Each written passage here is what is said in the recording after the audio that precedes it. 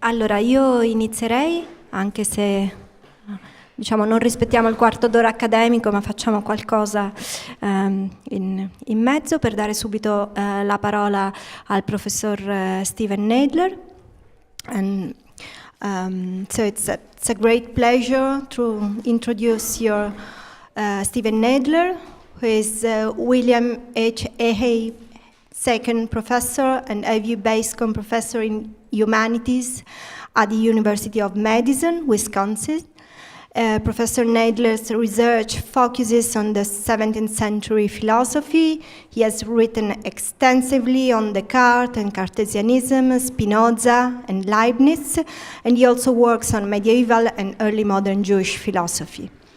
His publications include Spinoza, A Life, The Best of All Possible Worlds, A Story of Philosopher, God and Evil, The Cambridge History of Jewish Philosophy, co-edited with Tamar Rudavsky, A Book Forged in Hell, Spinoza's Scandalous Treatise and the Birth of the Secular Age, The Philosopher, the Priest and the Painter, A Portrait of Descartes, and the Heretics, The Wondrous and Dangerous Beginning of Modern Philosophy, which is a very, very nice graphic book he wrote and designed with his son. And his more recent books are Manasseh ben Israel, Rabbi of Amsterdam, and as a co-editor, the Oxford Handbook to Descartes and Cartesianism. And by all means, this is not a comprehensive list. I'm sure I missed something. Steve Nadler was also Pulitzer Prize finalist for Rembrandt Jews, and his books are translated into several languages, in Italy mostly by Einaudi. You know them. And I have to say that because there are almost all my students, their books are some of the best examples of how to write an academic book, and a perfect balance of clarity and rigorous yet engaging prose. So we are particularly proud and honored to host him here at the Scuola Normale Superiore. And I would like also to say that these two lectures will close symbolically our circle of courses and conferences on the Sephardic diaspora and its social, economic, and intellectual consequences. I remember during these years the conferences of Miriam Bodiam, on James Novoa, of Francesca Trivellato, the course we did together with Yale University and with the graduate students of Francesca Trivellato. And just to finish, I'd like to thank Victor Tiribas, who works on Livorno, Amsterdam, and Pernambuco, and what we can call a sort of reverse diaspora in the 17th century Europe, because in these past 2 years, Victor has kept in touch with Steve Nadler, and is partly merit of Victor if we can host Steve Nadler here. So thank you very much for being here, and the first lecture is Spinoza and Manasseh ben Israel, Facts and Fiction. I have, thank you very much. So if you have a copy of this, I'm going to skip some parts, so if you try to follow it, you'll be able to figure out the parts I'm skipping. And let me just thank you for the invitation to come here. It's a real honor to speak at the Scuola Normale Superiore. On May 2nd, 1656, in the French embassy in London, a friendly and extemporaneous conversation took place between, quote, the most famous Jew rabbi, Manasseh ben Israel, and a man named Jean d'Espagne. Jean d'Espagne was a minister of New Testament in London, and it was supposedly not a public affair, but there was an audience, including the Lord of Bordeaux. D'Espagne was a pastor for a Huguenot congregation in the city, and he claimed to have read 2 of Manasseh's works, the Conciliador and the Treatise on Creation. D'Espagne says there are many excellent and rare things in these books, And he begins the dialogue with a question about something that he took Manasseh to have said in his works, namely that a change in a person's name, such as when Avram becomes Avraham, can actually change that person's fortune. Is there so much power in a new name that it can make a sick person healthy, a poor person rich, and a king from a commoner? He asks Manasseh. Manasseh replies that the change from bad fortune to good can come about only through a change in the soul, through repentance. The change of name, he says, is just a sign of repentance. Is my English going too fast? Okay. Slow me down if I start talking too fast. It's clear from this opening exchange and the subsequent progress of the conversation that D'Espagna was out to trick Manasseh. He's puzzled by Manasseh's project in the Conciliador to reconcile a large number of apparent inconsistencies in the Hebrew Bible. And he wants to know, how is it possible that two rabbis or prophets can have diametrically opposed opinions on matters of great import? Is each rabbi appealing to faith? Is each expressing the word of God? If so, how could they not agree with each other? If one rabbi should contradict another, D'Espagna asks, which one should I believe? Manasseh tries to explain his approach to these questions, but D'Espagna will have none of it. He persists and he suggests that in such cases, at least one of those rabbis must be speaking contrary to the faith and thus be a blasphemer. Things only get worse as the dialogue continues. Manasseh, do you think our rabbis are fools? D'Espagna, no, but at least they're crazy. For what do you think about those who think and speak about God in such a blasphemous way? Indeed, why do you not anathematize them? This last question posed by D'Espagna brings out a most interesting response from Manasseh, for he says, we are not accustomed to cursing people. Manasseh's reply is noteworthy because this debate took place just 2 months before the Amsterdam Portuguese Jewish community decided to excommunicate, expel, curse, and damn the young Baruch Spinoza for his abominable heresies and monstrous deeds, punishing the future philosopher with the most extended and vitriolic cherem, a ban or ostracism, ever pronounced by the community's leaders. Unlike almost all of the other bans issued by the Amsterdam Sephardim, the cherem against Spinoza was never rescinded. Manasseh was not in Amsterdam the summer that Spinoza was kicked out of the community. He was in London, where he had been living since September of 1655. He was there working on behalf of the campaign for the admission of the Jews to England, from which they had been expelled in 1290 by King Edward I. Manasseh thus played no role in the decision to expel Spinoza. However, he must have received word of the event. Contrary to what Richard Popkin has claimed, I don't think that this was a minor and inconsequential incident among the Amsterdam Portuguese Jews. It seems highly unlikely that there was not a great deal of talk within the community about it, and someone must have written to Manasseh in London to bring him up to date on things. Unfortunately, we have no record of his thoughts about the affair. Perhaps having himself experienced the anger of the community's leaders when he received his own cherem in 1640, maybe he was not without sympathy for another victim of the high-handed treatment by the community's lay leaders. The relationship between Spinoza and Manasseh has been subject to a great deal of speculation, some of it well-grounded and some of it not so much. What I'd like to do in this lecture is briefly review what has been said about their relationship and what we do and do not know for certain. Then I will examine Manasseh's views on a couple of philosophical matters on which Spinoza had some very substantive things to say.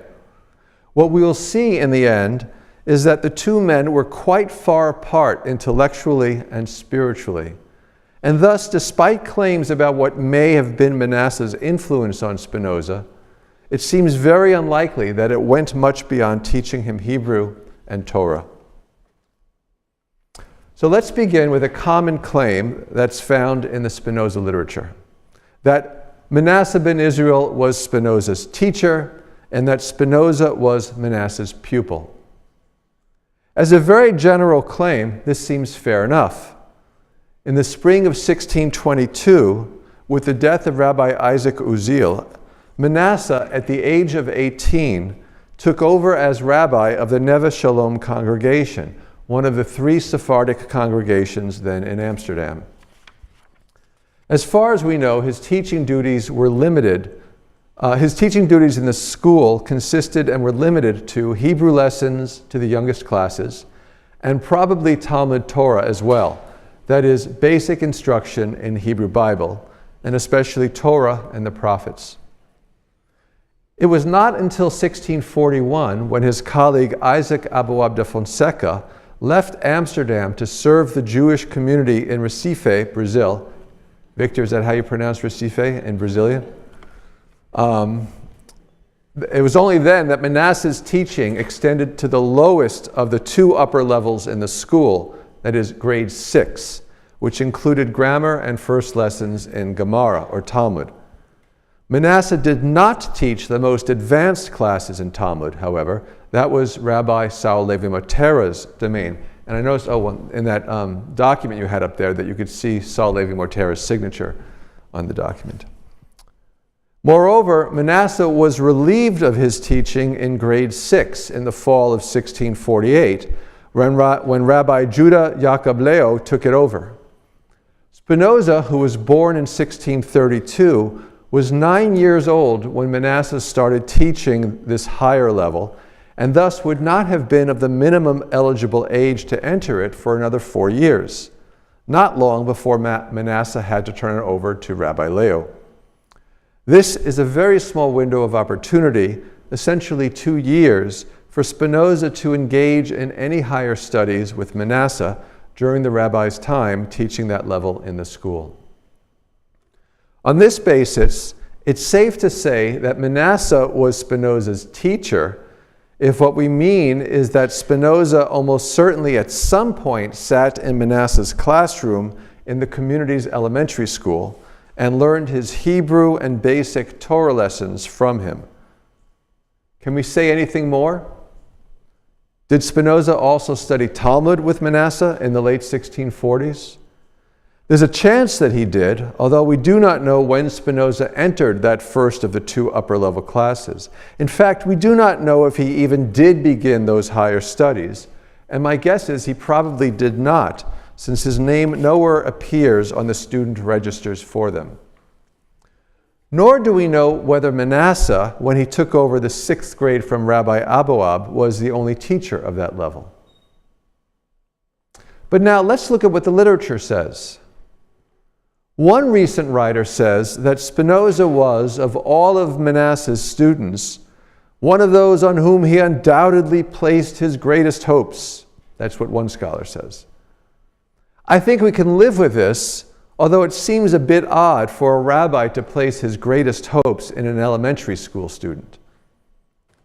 Things get a little more uncertain when scholars start to wonder what else besides Hebrew and Bible Spinoza would have learned from Manasseh. One scholar suggests, but only suggests, that Manasseh was among those who initiated Spinoza in Kabbalah, or Jewish mystical writings. Others, however, have made this into more of a certainty and insist that Spinoza was initiated into Kabbalah by Manasseh ben Israel. That's another scholar's opinion. Still, other writers generalize Manasseh's influence into a full-fledged intellectual orientation. We are told that Manasseh was among those first Jewish thinkers who helped to frame Spinoza's intellectual life. It has also been claimed, somewhat opaquely, that, and this is a quote, "It can hardly be doubted that Spinoza received a good part of his mental equipment from the versatile philosopher and divine," that is Manasseh, who was perhaps responsible for initiating him into some of those mental exercises which afterwards stood him in such good stead. Even Spinoza's so-called opening up to a wide variety of intellectual traditions, including the Christian world, is said to have been due to Manasseh's influence. Of course, just because Spinoza's relationship with Manasseh in his formal schooling was limited to the elementary levels, it does not follow that the two did not have a deeper and more extensive intellectual relationship during Spinoza's formative years. The two families, that is Manasseh's family and Spinoza's parents, arrived in Amsterdam at around the same time, in the mid-1610s. And they were also members of the same congregation, Beth Jacob, the oldest in the community. However, the three communities joined together in 1639 to form the United Talmud Torah congregation, with Manasseh as one of the four rabbis. He was the worst paid rabbi. He was given the smallest amount of duties and was shown great disrespect by the other rabbis. Thus, Spinoza would have had the opportunity to hear a sermon by Manasseh one Shabbat each month.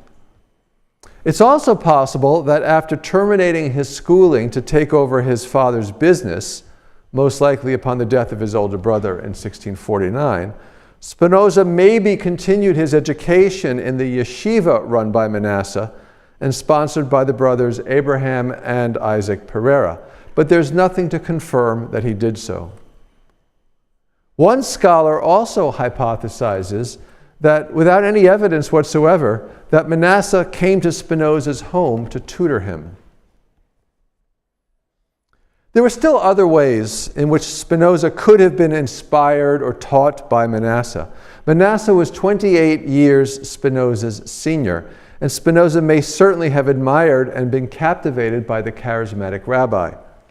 We know that Spinoza owned some books authored by Manasseh. He had in his library a copy of Manasseh's Hope of Israel, published in 1650. And it is pretty clear, as we shall see, that he also read Manasseh's Conciliador, the Conciliator. I suspect as well that Spinoza owned a copy of Manasseh's Hebrew grammar, titled Safa Perura, the Pure Language. Manasseh began composing this in 1621 in Hebrew and Portuguese, and the text almost certainly derives from the Hebrew lessons that he was giving in the school and from which Spinoza himself probably benefited. Manasseh's grammar was never published, but the handwritten manuscript circulated many times in the community, both in the schools and the yeshivas. And it's an unusual work of Hebrew grammar, and it forces Hebrew into the paradigms of Latin.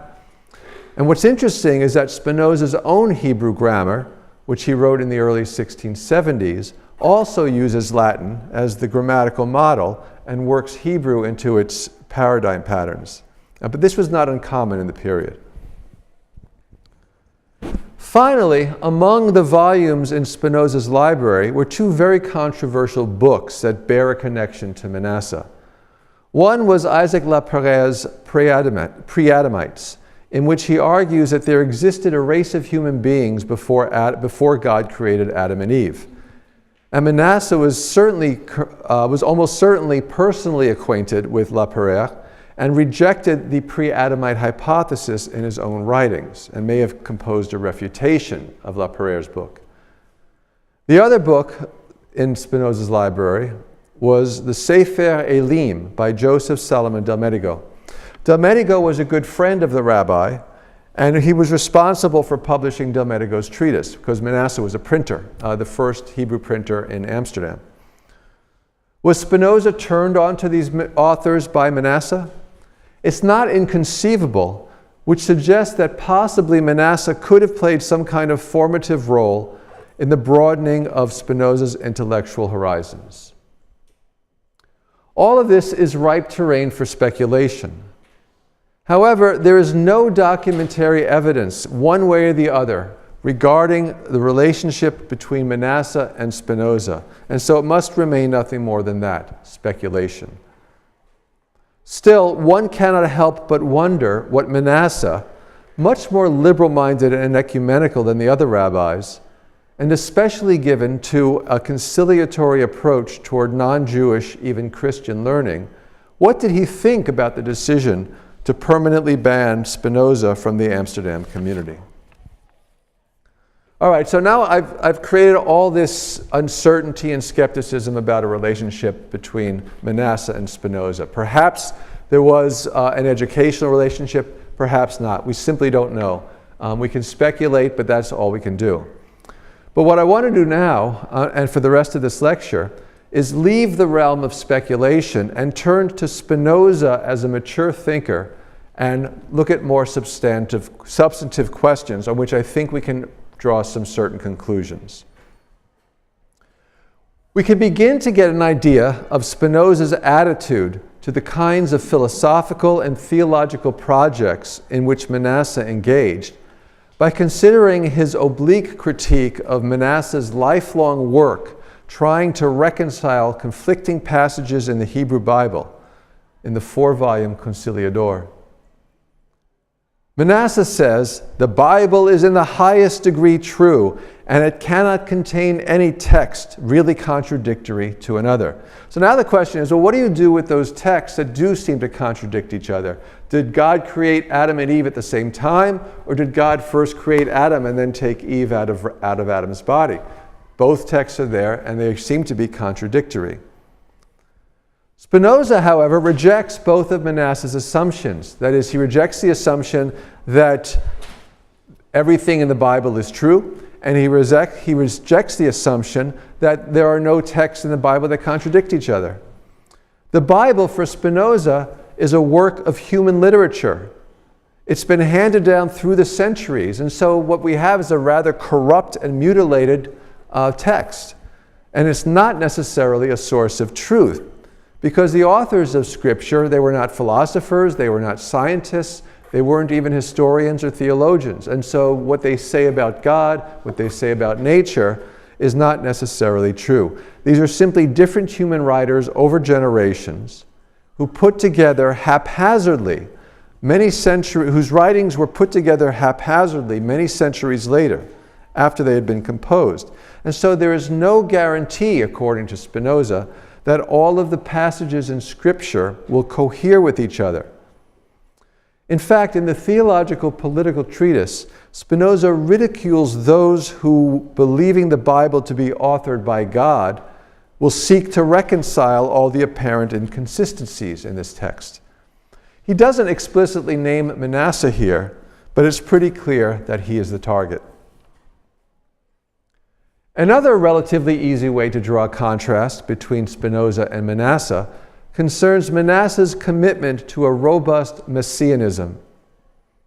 In several of his treatises throughout his career, and nurtured in his relationships with Christian millenarians, Manasseh expresses a fundamental belief in the idea that at a certain point in history, the Messiah, God's anointed one from the house of David, will arrive. He will gather together all of the Jews in the world, including those who have died, who are now to be resurrected, and including those who have disappeared in the wake of the Assyrian conquest and exile in the 8th century, that is, the so-called 10 lost tribes. The Messiah will lead all of these individuals, virtuous of all nations, in fact, including the Gentiles. He will lead them all to Jerusalem, where the Messiah will reinstate the Jewish kingdom and reign over the righteous. The vicious, on the other hand, will be cut off. They don't get to go to the Messianic kingdom. In Manasseh's conception, this Messianic era is the world to come. It will be a worldly paradise and will be characterized by peace, prosperity, and happiness. When the Messiah arrives, the temple in Jerusalem will be rebuilt, and the gathered will enjoy peace and tranquility in the Holy Land. Manasseh does not know when all of this will happen, and he remains reluctant to speculate, despite being pushed to do so by his English millenarian friends. Manasseh is quite right to be hesitant there. Maimonides says that among those who will have no place in the world to come are those who speculate on the world to come. And so that discourages speculation on the world to come because you want to get into the world to come.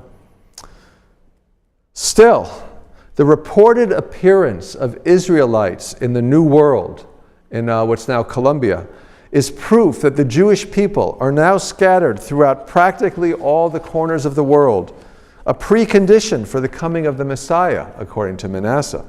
And Manasseh is at least willing to say that according to the celestial signs and terrestrial events, comets, pestilence, wars, and other disturbances, it appears to Manasseh that the Messiah is about to arrive. These evils, Manasseh insists, can only be signs that though we cannot exactly show the time of our redemption, yet we judge it to be near. Spinoza, of course, has no patience for this kind of messianic expectation and the providential scheme within which it is supposed to take place. Spinoza never directly addresses messianism per se, but his conception of God and his treatment of the election of Israel show that he regarded it as a kind of folly to put one's hopes in some future world to be governed by a king sent by God. For Spinoza, God or nature is not a providential agent. The ethics is a geometrically ordered refutation of that kind of superstitious anthropomorphic theology. Spinoza's God does nothing for the sake of any end. All things that happen only through the laws of God's infinite nature and follow from the necessity of God's essence. Spinoza's God just is nature, and thus God does not elect or choose any people, much less have a particular plan for them for a future of everlasting happiness in Jerusalem. So here we have a contrast between Manasseh and Spinoza on the interpretation of Scripture and on the Messianic era. But contrasting these two thinkers in this way, that's much too easy. What we say in English is low-hanging fruit. Manasseh was a rabbi who defended what he regarded as some basic doctrines of Judaism. And Spinoza, of course, was no fan of rabbinic Judaism, especially its ceremonial laws and its grand theological and metaphysical superstructure. But let me suggest that there's a much more interesting way to see how far apart Manasseh and Spinoza are philosophically. And so what I want to consider now in greater detail are two philosophical doctrines that constitute important and essential items of Manasseh's intellectual toolbox. They are perennial themes in his writings, and both are related to his eschatological vision. So the two issues I want to pick on to contrast Manasseh and Spinoza are first, freedom of the will, and second, immortality of the soul. Manasseh first takes up the question of freedom of the will and offers his libertarian account in response to a query by one of his Gentile friends. In 1634, Johannes Beverwijk, the Dordrecht physician, had asked a number of leading intellectuals for their learned opinions on the following question: can a human being influence the duration of their life? Can a human being, through their choices and their actions, make their life longer than it would naturally have been? The topic had great ramifications for a number of hotly contested theological questions in the Dutch Republic. For Orthodox Calvinists, one's fate, including the length of your life and your eternal condition, your fate is determined irrevocably by God. There is a sense in which for Calvinists, human beings enjoy free will because they are able to will what they desire and so act voluntarily. But because of original sin, they do not have the liberty to desire and thus to will and act otherwise than as they do. And they certainly do not have the power to alter the course and length of their lives and their ultimate fate. For the Dutch Reformed Church in the 17th century, an individual is predestined either to eternal felicity or eternal damnation. It all depends upon whether the person has been granted the free and unmotivated gift of efficacious grace by God, God chooses prior to creation who will be saved and who will not, regardless of their works or merits. While Beverwijk had collected a variety of Protestant and Catholic opinions for his book, he realized that a certain perspective was missing, and so he wrote to Manasseh to find out what the Jews have to say on this subject. Rather than give Beverwijk something for the next edition of his book, Manasseh decided to write his own book. Why let Beverwijk make money on this when he could make his own money publishing his own book? And so he wrote a treatise called On the Term of Life. Manasseh agrees that ordinarily a person's life has a certain and definite term. It's set by a number of factors: astrology, physical factors, and God. Especially insofar as God has determined that human lives in different historical eras should be of different lengths. So that's why we don't live as long as Methuselah anymore, because God has decided that people shouldn't be living 800-900 years anymore. At the same time, Manasseh, following Maimonides, rejects the idea that such factors precisely and unalterably fix the term of one's life. He says that any person has the power to increase or decrease the length of their life through the exercise of virtue. Citing a variety of sources, including the Bible, ancient philosophers like Plato and Aristotle, the Talmud, Manasseh argues that through good diet and spiritual exercises, and not smoking, by the way, one can escape a death that might have occurred through the vicissitudes of fortune and the ordinary course of nature. If this were not the case, if you couldn't affect the length of your life, then prayer, caution, and medical intervention would all necessarily be useless. Even the influence that the cosmos has on a person's fate can be transcended by right living.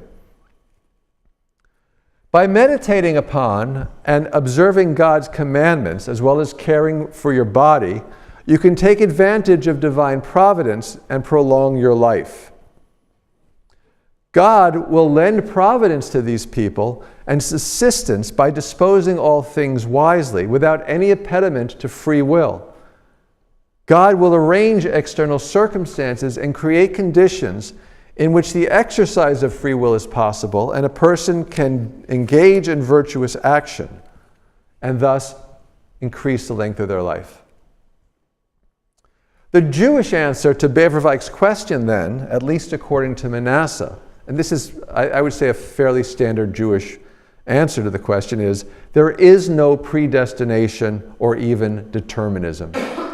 Human beings are endowed with free will, and the proper exercise of that freedom can alter the length of their lives and their ultimate fate.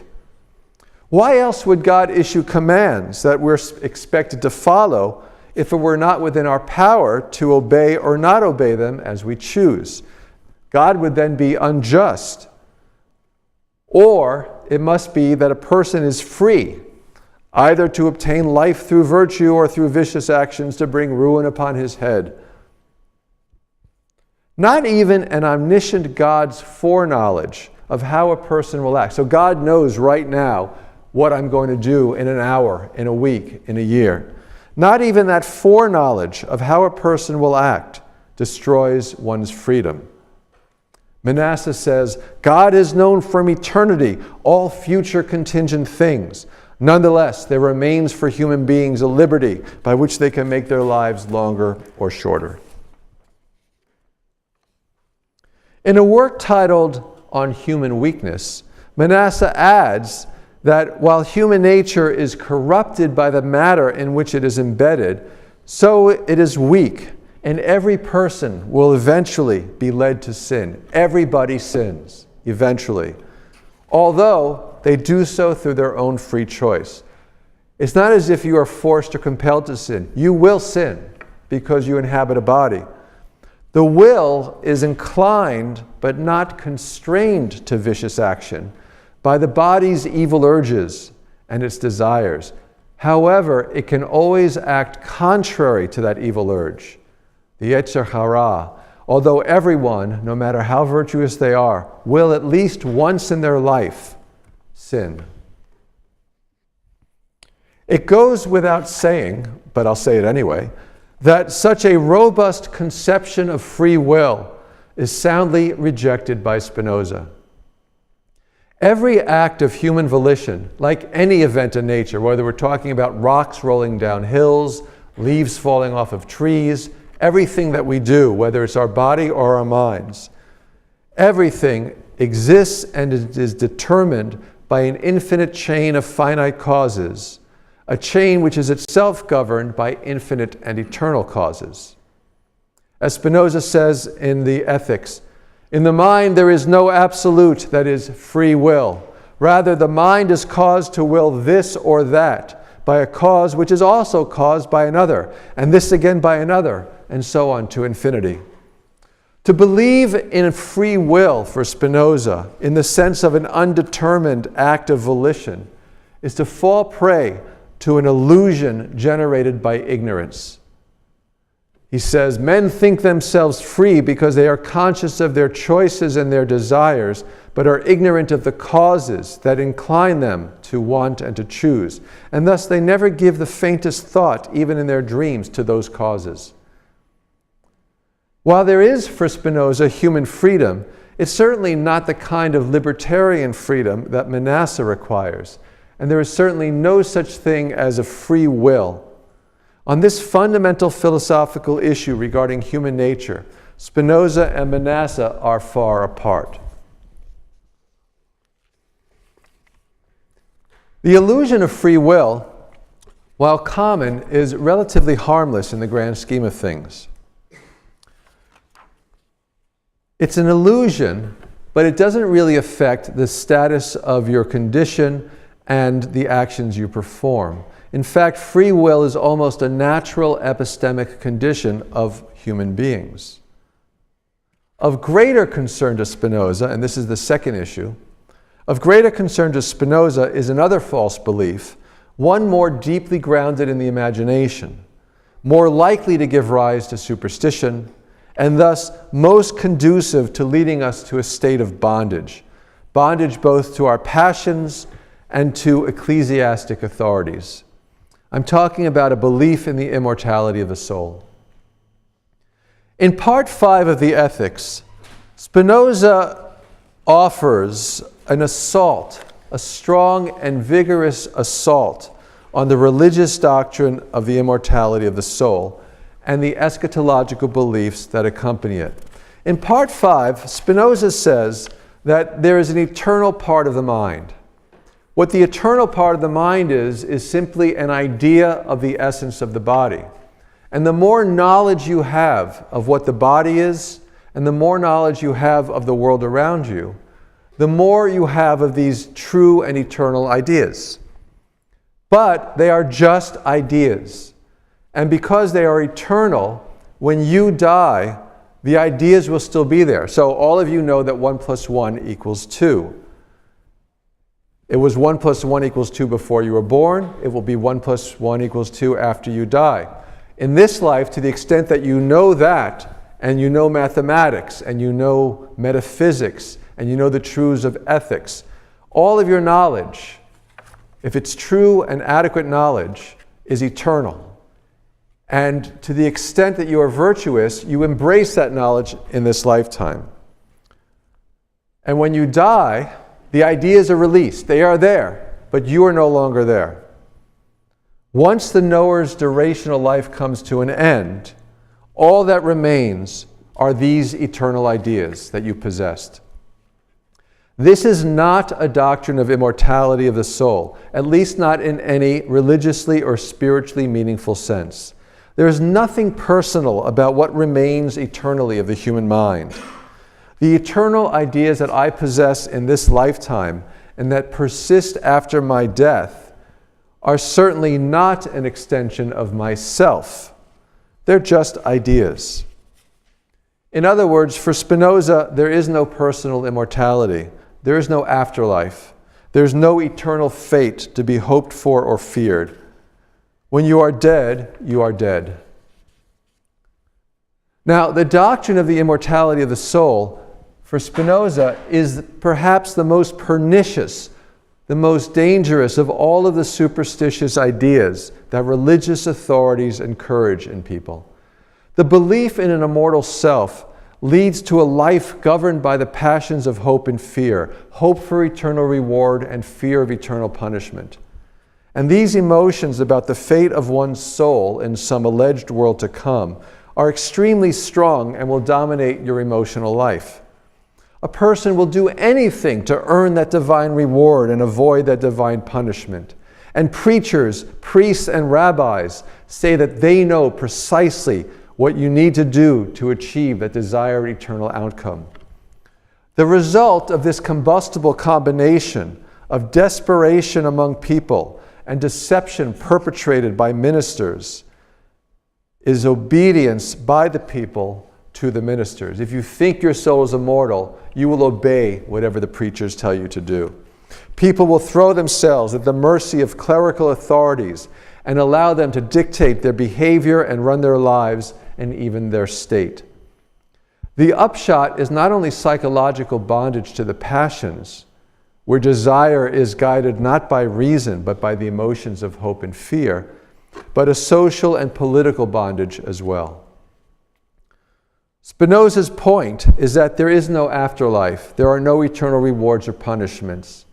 Virtue does indeed have its rewards, but they are entirely in this durational lifetime, and they are perfectly natural. Happiness, equanimity in the face of fortune, and true peace of mind. As for blessedness and salvation, and these are terms that Spinoza uses, these consist not in our selection for assumption to some other realm, but simply in the intellectual love of God or nature and the joy that that brings. And so, once again, we find Spinoza and Manasseh at opposite poles. And this is because for Manasseh, there may be nothing more important than the immortality of the soul and the consequent hope for a place in the world to come. In fact, Manasseh devoted 2 treatises arguing for the immortality of the soul. He indicates that the main purpose of his treatise on resurrection is to refute those who would deny that the bodies of the dead are resurrected and reunited with their souls at the end of time. And the subtitle of the book indicates that it also contains a proof of the immortality of the soul. And Manasseh is referring here and refuting the so-called Sadducees. He's referring to certain people within the Amsterdam Jewish community who had been arguing against immortality, and especially the heretic Uriel da Costa, who was excommunicated twice by the Amsterdam Sephardim. And da Costa says himself in his memoir that the reason why he was excommunicated was because of his denial of the immortality of the soul. Now, ordinarily, the immortality of the soul is not the kind of issue that would get you in trouble. It's not a halakhic or legal question. It's a metaphysical or philosophical question. And throughout all of Jewish literature, there's a great deal of disagreement. Is the soul immortal? If so, what happens to it? There are rabbis who have very strong doctrines of immortality, but there are also authoritative rabbinic figures who say, no, there's no such thing as immortality. The rewards of virtue are in this life. Even Maimonides, I think, is very sketchy on this and comes close to denying immortality. The problem is that Amsterdam in 1650s was the wrong place and the wrong time to be denying the immortality of the soul. It was taken quite seriously. Immortality was quite important to Amsterdam's Portuguese Jews, perhaps because so many of these families had once been Catholics. The immortality of the soul was also taken quite seriously by their Dutch Calvinist hosts. And so the rabbis and the leaders of this community made a concerted effort to ensure and make it well known that their community was no haven for heretics who would deny such an important religious doctrine. All of Amsterdam's Sephardic rabbis in this period delivered sermons and wrote treatises defending the immortality of the soul. Manasseh himself argues that the soul is an immaterial spiritual substance, and it is therefore incorruptible, since only things made out of matter, that is, bodies, are subject to corruption. And thus the soul naturally and necessarily, for Manasseh, survives the demise of the body, which is reduced to dust and ashes. However, at a certain time, the bodies of the dead will once again be reanimated by the same souls that they had in this life, and they will enjoy a second life of the body in this world, that is, in the Messianic era. These resurrected and revivified individuals will then be rewarded or punished by God according to their deserts, with the virtuous enjoying a felicity from which the vicious are cut off. So that's Manasseh's doctrine of immortality. 2 treatises devoted to arguing that the soul does not die with the body. What then, to conclude, what then did Spinoza learn from Manasseh? It's hard to say for sure. But if he gained anything from knowing Manasseh ben Israel or reading his works, it was a familiarity with a body of rather mystically informed rabbinic doctrines, precisely what Spinoza regarded as superstition. And so, far from Manasseh being among, quote, those Jewish thinkers who helped to frame Spinoza's intellectual life, as one scholar has said, I think we can see that to Spinoza, Manasseh must have represented a paradigm of the kind of mind governed by the superstitious beliefs of the imagination to which Spinoza devoted his entire philosophy to dispelling. Thank you.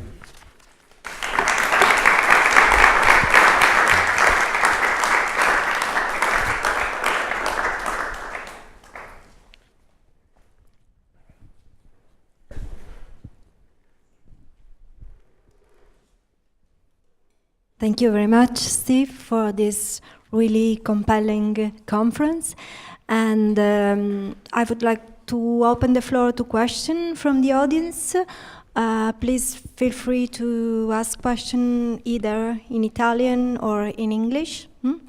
Allora apriamo la discussione, se ci sono domande o curiosità o commenti, insomma, sentitevi anche liberi di farli in italiano o in inglese.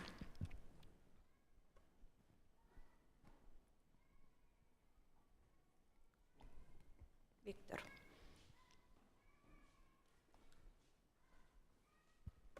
No, first of all, I would like to thank you, Steve, for the wonderful lecture. And it's interesting because you were showing that unbuilt scholarship is as important as built scholarship. Also in this, I don't know, try to separate the facts and the fictions about Spinoza and Menasseh.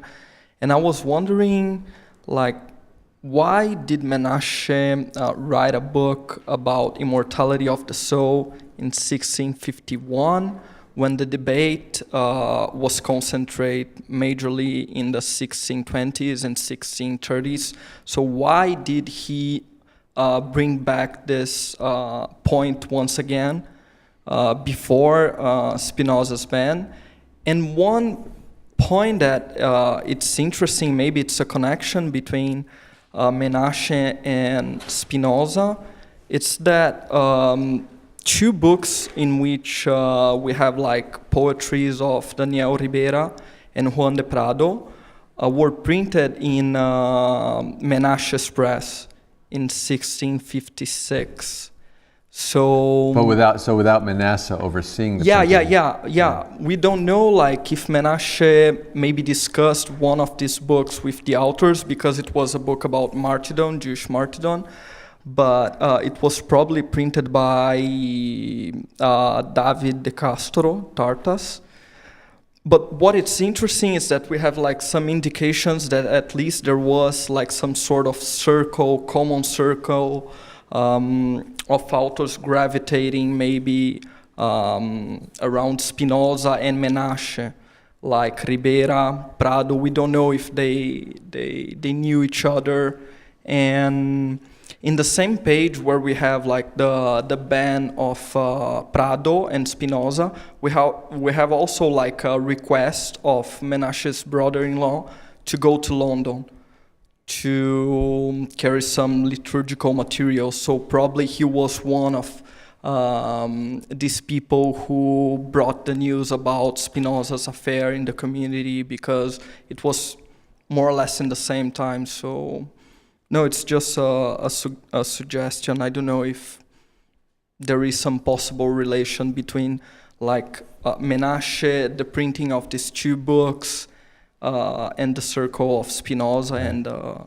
And another thing that it's really interesting is that historians have been like insisting in external causes to explain like heterodoxy in the community.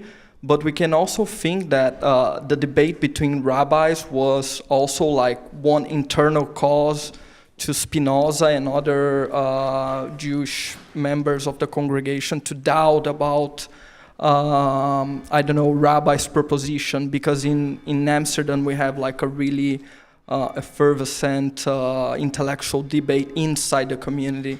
So, I don't know, it's just... Okay, there's a lot there. The printing of Nishmat Chaim, which is the 1650 book, Manasseh only wrote 2 books in Hebrew, and that was one of them.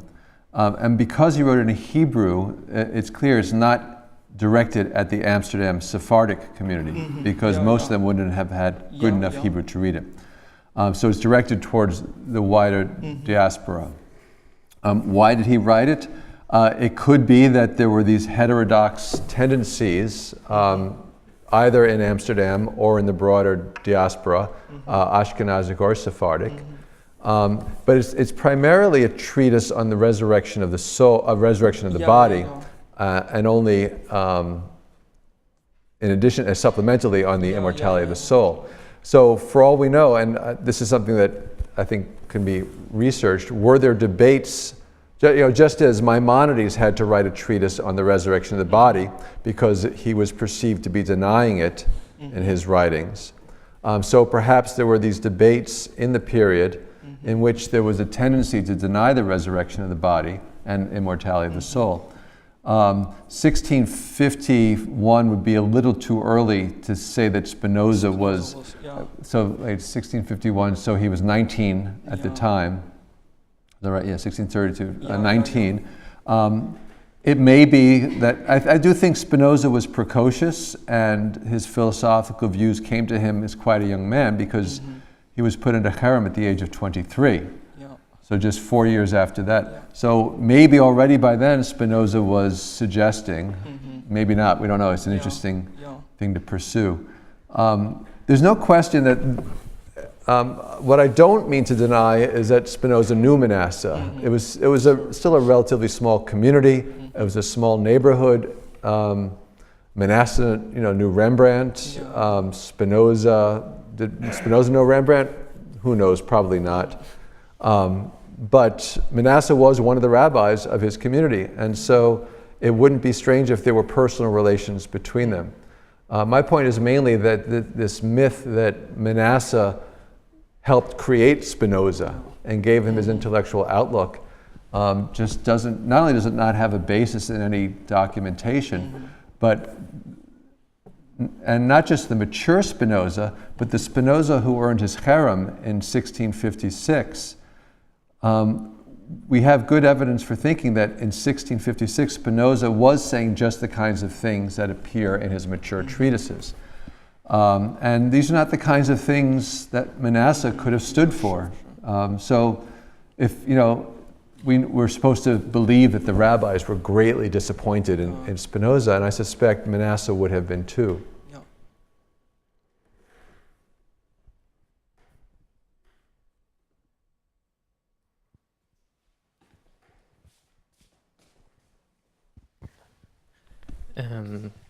Thanks a lot for your the clarity of your presentation. I agree mostly with what you said, but I have only a small question concerning the fact that the immortality of the soul, as you said, wasn't a doctrine shared by the majority of the Judaism at that time, or at least doesn't mean that the negation of the immortality of the soul is a sort of a heretic view.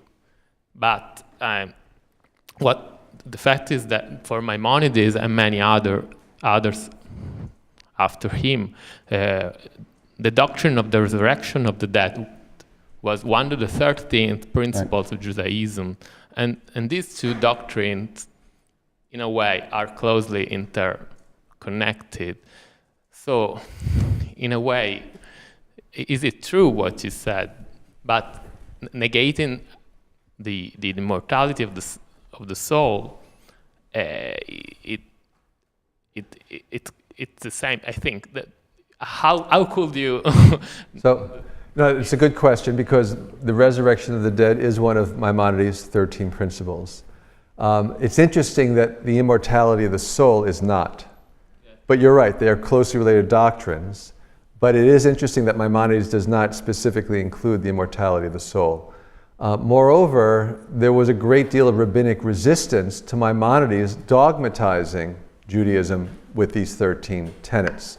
So that, yes, that's one tradition, that's the Maimonidean tradition.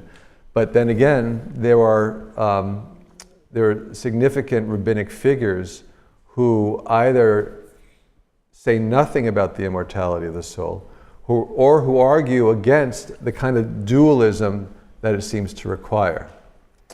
Moreover, sticking with Maimonides, I think Maimonides is a little cagey on this question, because in the Mishnah Torah, it's very clear. You have a mind-body dualism, and the soul is an independent substance from the body, and at death the soul is freed from the body. In the Moreh Nevuchim, in the Guide of the Perplexed, I don't think he is defending a personal immortality.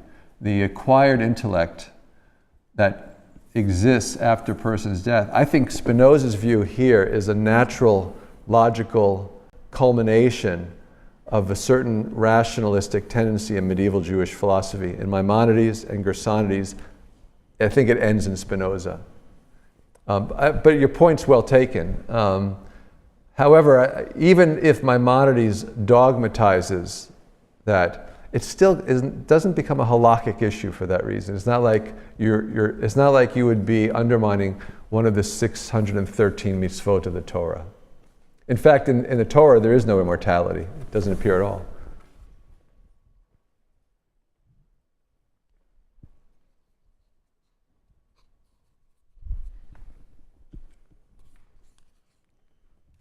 Silence.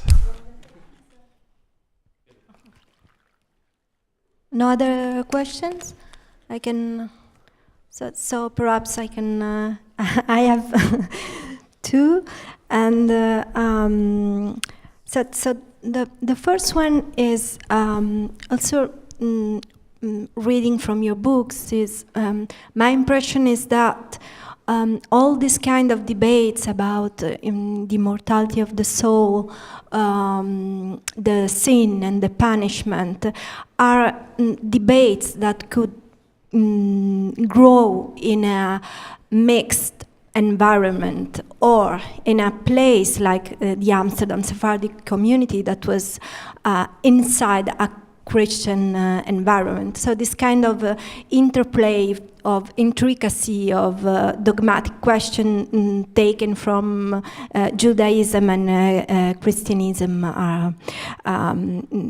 became principal question, where maybe in a free Jewish environment this couldn't happen.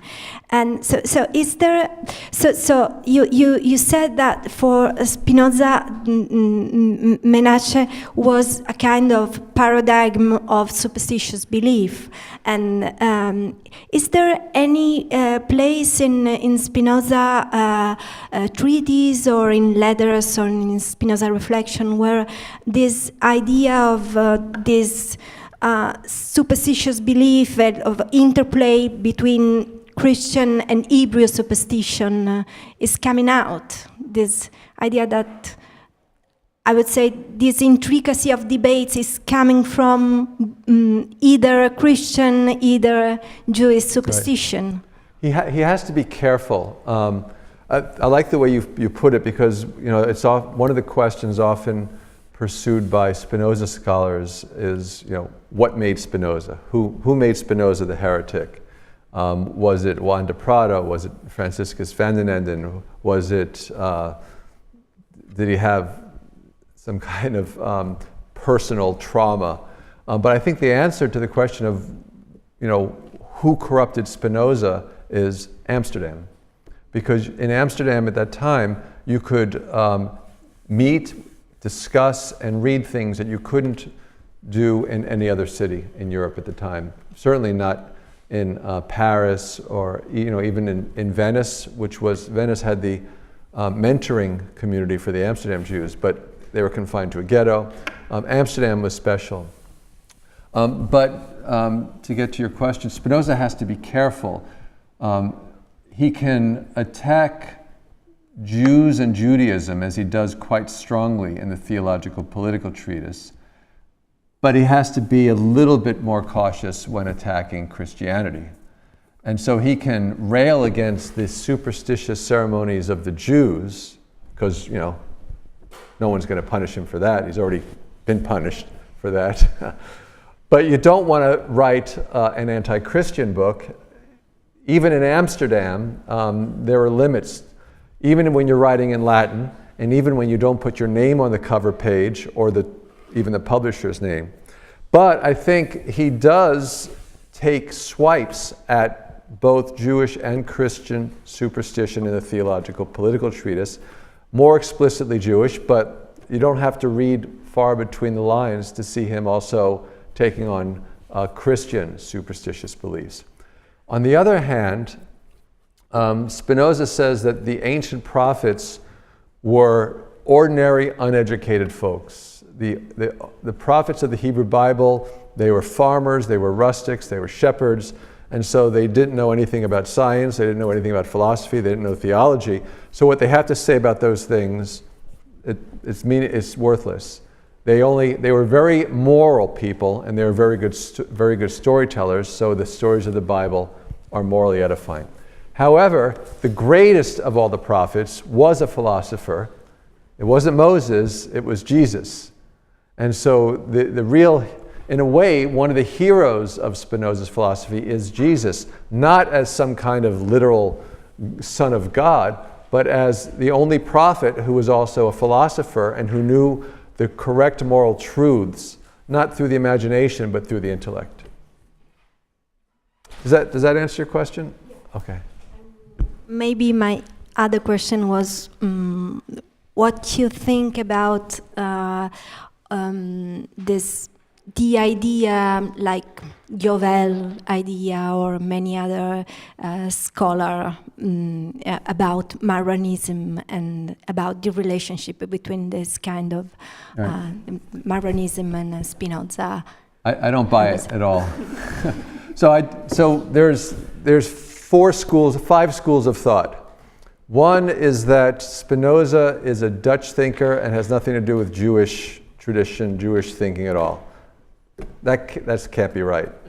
The second, this is the French mode, that Spinoza was a French thinker and mainly a Cartesian influenced by Descartes. Well, yeah, he was influenced by Dutch Republican thought and he was influenced by Descartes.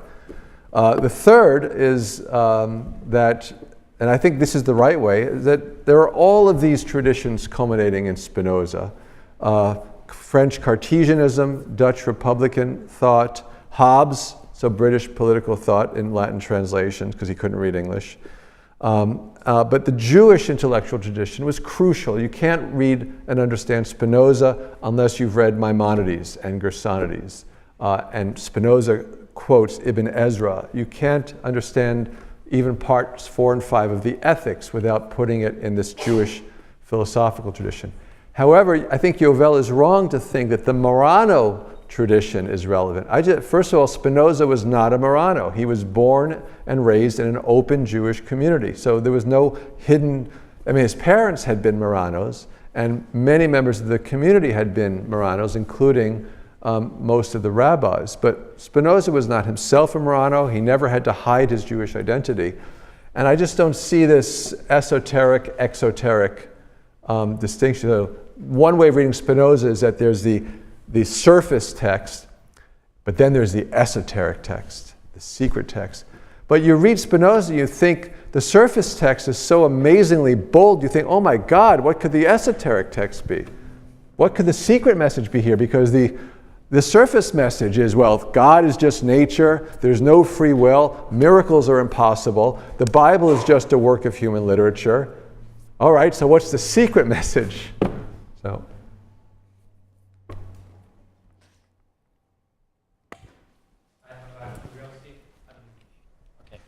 Just a curiosity stemming from my total ignorance of the matter. I'd like to know something more about Manasseh ben Israel's conciliator. Particularly, what are the scriptural truths that need to be reconciled, and how does he figure out a solution for these problems? So there's 4 volumes, and it took him about 30 years, I'm guessing. So he started them in, when was the first volume published? In the 1620s, right? And the last volume came out in the late 1640s. So 20 years, 4 volumes, fairly big. Some of the contradictions are chronological. This happened after this many years, this happened after that many years. God created Adam and Eve at the same time. God created Eve out of Adam. It's an enormous number of passages. And some of the reconciliations are purely logical. Like, well, if you include the additional years needed for that, then you can fill in the details. Some of the reconciliations are philosophical. And this most of the cases are, if you read both passages literally, then there's an inconsistency. But if you read this passage literally and this passage metaphorically, then they can be reconciled. I think one of the more famous ones is Joshua in the battle, when Joshua asks for the sun to stand still. And sometimes he takes the 2 contradictory texts and reconciles them not directly because of figurative or metaphorical, but by appealing even to Plato or Aristotle, or even somebody like St. Thomas Aquinas, showing how if you take this philosophical principle, you can see how both of these things can be true. It's a fascinating work, and it was only published in Spanish, I believe. Also in Latin. And there was an English translation towards the end of the 17th century. So it had a fairly... it was published in Latin in the 17th century? Yeah, in 17th century it was Oh, sorry. Oh. No, it was Vossius' son who was translating. Isaac. Not Isaac Vossius, the other one, the oldest one. Right. He translated like the first volume. Manasseh was teaching him Hebrew. Oh, Dionysius Vossius, yeah. Yeah. And Thomas Pocock translated it into English. This is remarkable to have this translated into English in the 17th century, which meant that a lot of the English millenarians were able to read it. And does he ever use philological or antiquarian tools for reconciling these contradictions?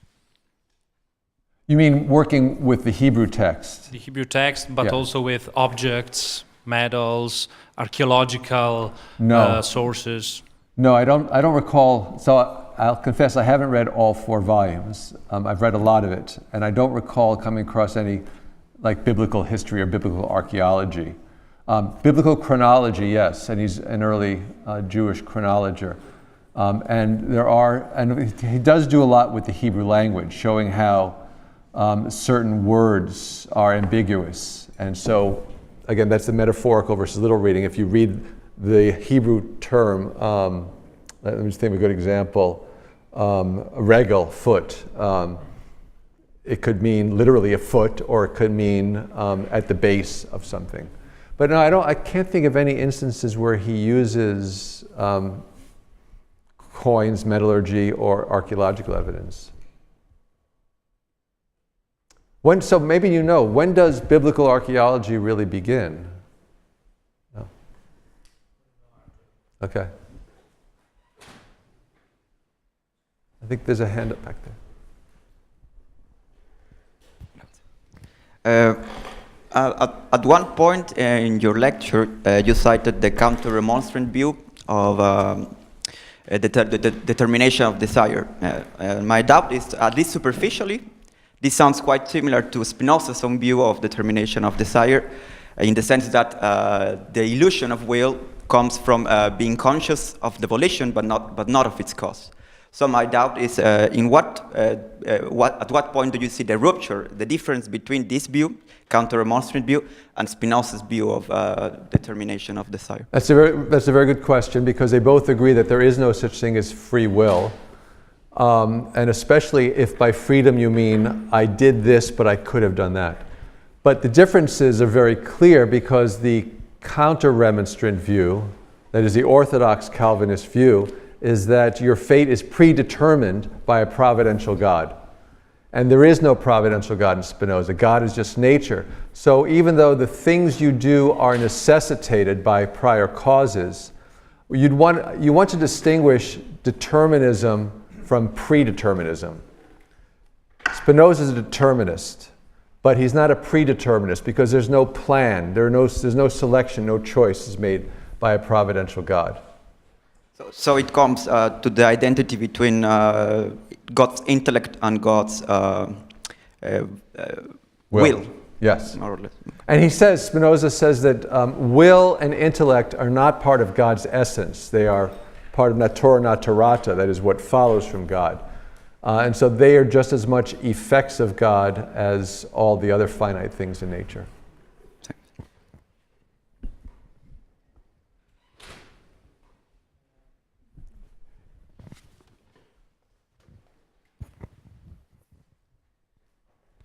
So, thank you very much for your lecture. I have just a small question about your previous answer about the esoteric, exoteric, the way.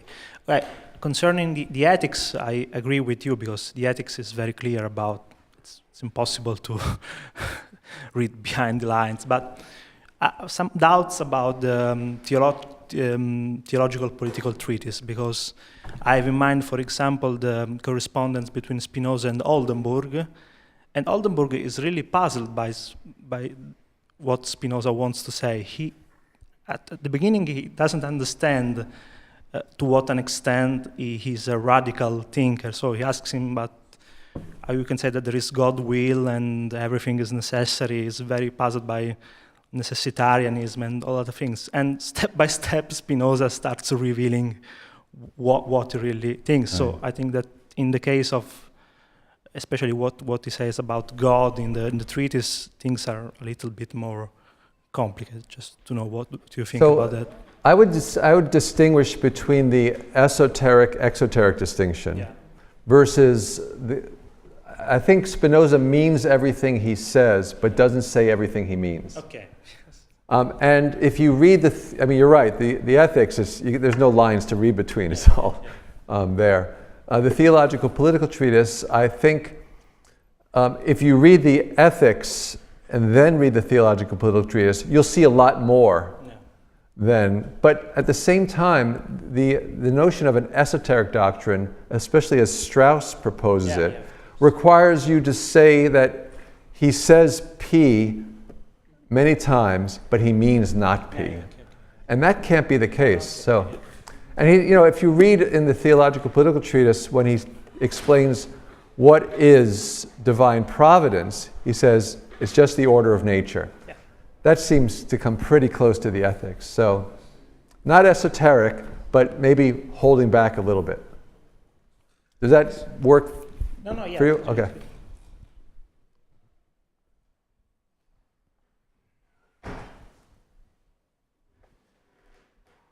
Other questions?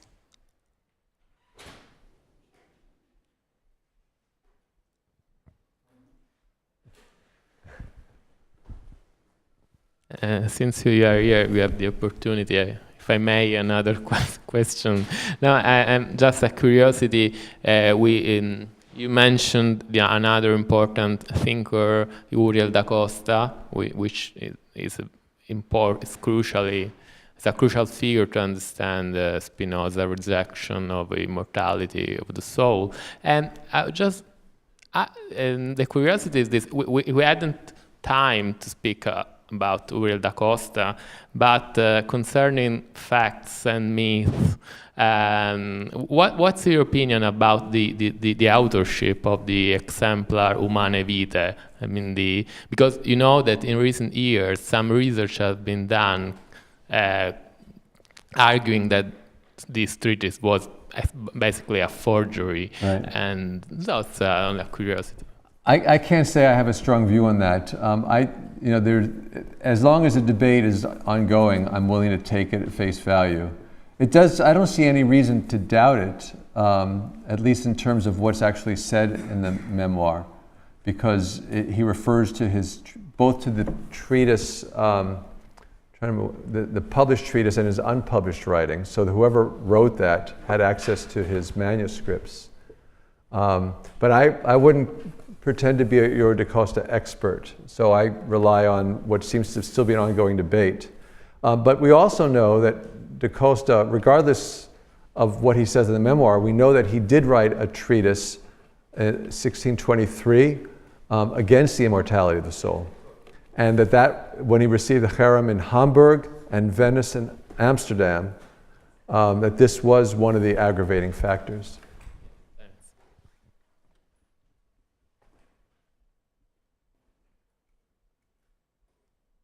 C'est tout? No more? Okay, Yeah. so we stop for today, and we will see tomorrow for the second lecture of Steve Nadler. Thank you very much, and see you tomorrow. Thank you.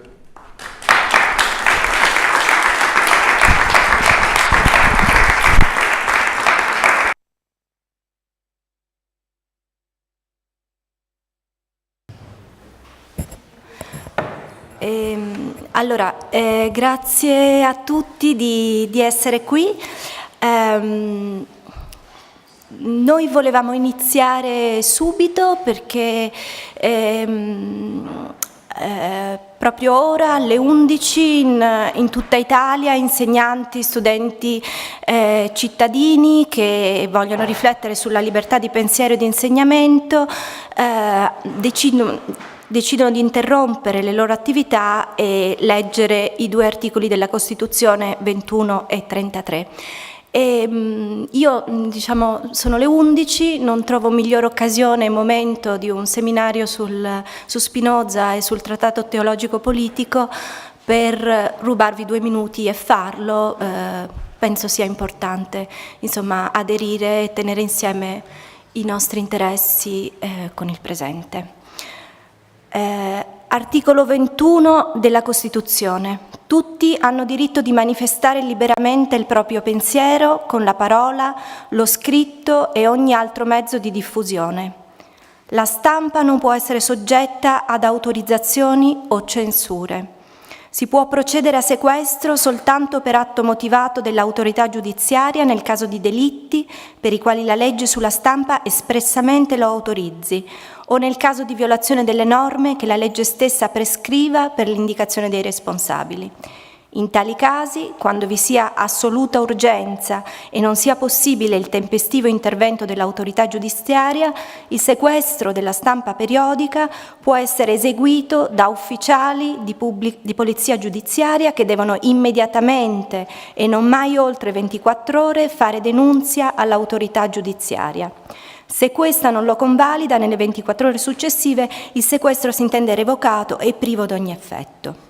La legge può stabilire, con norme di carattere generale, che siano resi noti i mezzi di finanziamento della stampa periodica. Sono vietate le pubblicazioni a stampa, gli spettacoli e tutte le altre manifestazioni contrarie al buon costume. La legge stabilisce provvedimenti adeguati a prevenire e a reprimere le violazioni. E articolo 33. L'arte e la scienza sono libere e libero ne è l'insegnamento. La Repubblica detta le norme generali sull'istruzione ed istituisce scuole statali per tutti gli ordini e gradi. Enti e privati hanno il diritto di istituire scuole di istituzioni di educazione senza oneri per lo Stato. La legge, nel fissare i diritti e gli obblighi delle scuole non statali che chiedono la parità, deve assicurare ad esse piena libertà e ai loro alunni un trattamento scolastico equipollente a quello degli alunni di scuole statali. È prescritto un esame di Stato per l'ammissione ai vari ordini e gradi di scuole e per la conclusione di essi e per l'abilitazione all'esercizio professionale. Le istituzioni di alta cultura, università ed accademie hanno il diritto di darsi orientamenti autonomi nei limiti stabiliti dalle leggi dello Stato. Grazie. E ora, insomma, possiamo passare a discutere l'articolo dell'Unione di Utrecht. Every individual should remain free in his religion and no man should be molested or questioned on the subject of divine worship. Ieri l'ho fatto in inglese, oggi lo faccio in italiano. Do di nuovo il benvenuto a Steve Nadler, gli ripeto che è un grandissimo piacere ed onore averlo qui. Lo ringrazio per diciamo, la gentilezza e la disponibilità che ha avuto in questi mesi di contatto con noi e in questi giorni. Stephen Nadler e William Hayes, second professor, and Davey Bascom, professor all'Università di Madison, Wisconsin. È conosciutissimo dal pubblico italiano. I suoi libri sono stati tradotti principalmente per Einaudi e per Carocci, Eretici. Le sue pubblicazioni includono Spinoza, Life, tradotto in italiano Baruch Spinoza e l'Olanda del Seicento, The Best of All Possible Worlds, A Story of Philosophers, God and Evil, The Cambridge History of Jewish Philosophy from Antiquity through 17th Century, A Book Forged in Hell, Spinoza's Scandalous Treatise and the Birth of the Secular Age. Parte di questi li abbiamo qui davanti. The Philosopher, the Priest and the Painter, A Portrait of Descartes. L'ultimo, Manasseh ben Israel, Rabbi of Amsterdam. Insomma, questa è una lista che non tiene conto della numerosissima produzione del professor Nadler e appunto non ho bisogno di dire che le sue pagine sono un esempio di cui tutti noi dovremmo tenere conto su come scrivere un libro accademico, e sono un equilibrio perfetto tra chiarezza, rigore intellettuale e prosa avvincente. Quindi rinnovo il mio ringraziamento al professor Nadler e gli lascio la parola. Thank you. Thanks. So I use this. So, can everybody hear me? And first I want to thank Professor Pastore and Stefania and Victor for welcoming me and inviting me here, and also my thanks to the Scuola for the great hospitality. It's been a very great honor to give these lectures here. Does everybody have a copy of the handout? Okay, and I'll be referring to the passages on there. It's obvious to any reader who makes it through at least part 4 of Spinoza's Ethics that the work has a significant political dimension. One need only look at Proposition 37 of that penultimate part, Part 4, and especially its long second scholium, to recognize that Spinoza's account of human nature and the conclusions about reason and virtue that follow from it engender in Spinoza's mind a particular theory about the origins of political society, the nature of justice, and the grounds of obligation to the state. These political remarks, with their unmistakable Hobbesian overtones, were no doubt added to the original three-part composition that Spinoza had put aside in 1665 in order to work on his Theological-Political treatise. And he did so only after he had the occasion to read Hobbes's De Cive, published in 1642, and that's the only book by Hobbes that Spinoza owned. And Leviathan, the later in its either 1667 Dutch edition or its 1668 Latin edition, because Spinoza, as far as we know, did not read English. But it is one thing for a work to be a political treatise, and quite another thing for it to be a theological political treatise. Not every political treatise is a theological political treatise. For instance, John Locke's second treatise of government, as well as Spinoza's own political treatise, these are straightforward political works.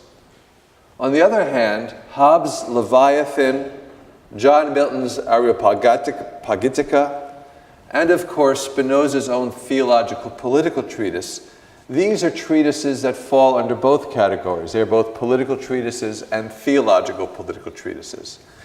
For among the many topics that these later works address is the vexed question of what ought to be the relationship between religious authority and the civil sovereign, that is, between church and state. I want to suggest, however, that while Spinoza's Ethics is obviously a work with political dimensions, as in the Proposition 37, it is also undeniably the Ethics is a theological political treatise. And I want to suggest that it is a theological political treatise not because of those explicitly political themes in those propositions of Part 4, but oddly enough, just because of Spinoza's metaphysics, and especially his metaphysics of human nature. More specifically, I will argue that Spinoza's notoriously and frustratingly opaque account of the eternity of the mind in Part 5 of the Ethics, accompanied by his unorthodox reconception of the notions of blessedness and salvation, not only constitute a crucially important dimension of the Ethics that has been too quickly dismissed as worthless, but they also contribute, these metaphysical themes also contribute to making it a theological political work. However, recognizing this requires putting the Ethics and its relationship to the theological political treatise in a historically grounded context. My thesis today, and it should not be a surprising one, given how systematic a thinker Spinoza is, my thesis is that the mind-body metaphysics of the Ethics and the religious and political doctrines of the theological-political treatise are complementary and mutually supporting parts of the same theological-political project. So let me begin by clarifying what I mean by a theological-political treatise. The 17th century witnessed a good deal of theoretical attention paid to the role of religion in civil society.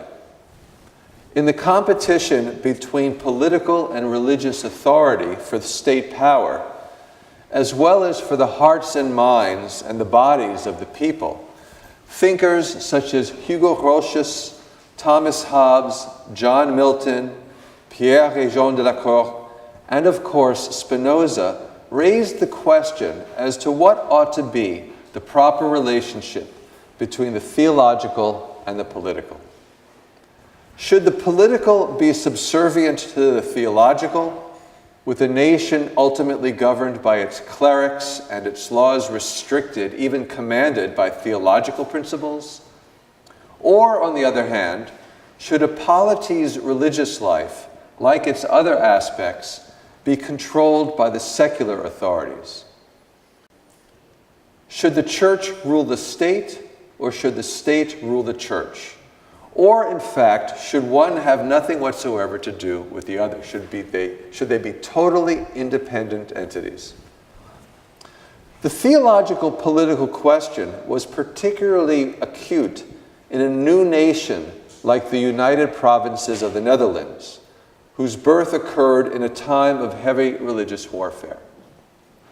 Having only recently liberated itself from Spain's Catholic rule, the Calvinist provinces of the northern Low Countries not only continued to debate what form of government would be best for them, but they also had to decide what was going to be the place of religion in their new society. Article 13 of the Union of Utrecht from 1579, which served as a kind of founding constitution for the Dutch Republic, explicitly states, this is quote number 1 on the handout, "Every individual should remain free in his religion, and no man should be molested or questioned on the subject of divine worship." That, I have to say, is an extraordinary statement for the 16th century. By the mid-17th century, and especially in the more liberal cities as Amsterdam, Catholics, Jews, and other minority religious groups, such as Lutherans, were allowed to worship freely, if not always openly and publicly, then at least with an understanding wink and without the kind of persecution that minority religions suffered elsewhere in Europe. There's a famous story about how one day the Amsterdam sheriff was walking past a house and he heard these strange sounds coming from the house. And he thought, Catholics celebrating a Latin Mass. And so the sheriff and his men burst into the house and arrested everybody because you were not allowed to practice Catholicism in these early years. And when it was explained that in fact these were not Catholics, but Jews, and that the strange sounds that he heard was Hebrew and not Latin, everybody was released with apologies. So that's Amsterdam. The myth of the Dutch Golden Age as an era of openness for all faiths may be an exaggeration, but it is nonetheless true that in the Dutch Republic there was an unusual model of religious toleration for the period.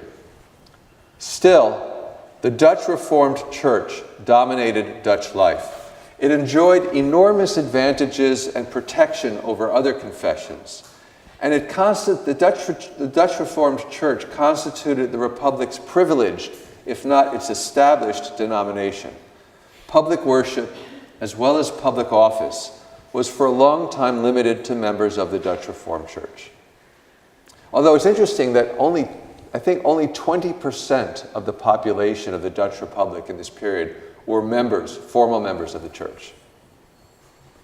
The problem, and it was a very concrete political problem that occasioned Spinoza to put aside the ethics to write the Theological-Political treatise in 1665, is that by the latter half of the 1660s, the Reformed Church was exercising more and more influence in the political and civic domains.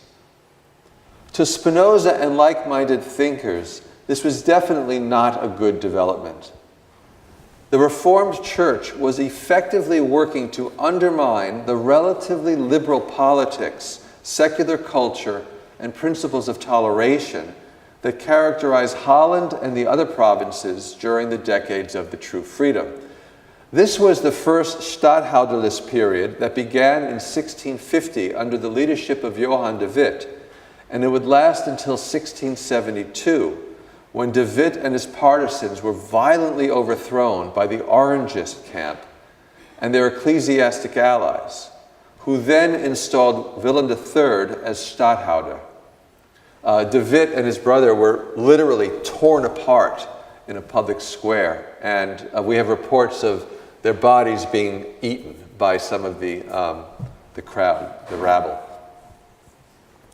In a letter to Oldenburg, Henrik Oldenburg, in September of 1665, Spinoza lays out his reasons for writing a treatise on my views regarding Scripture, that is, the Theological-Political treatise.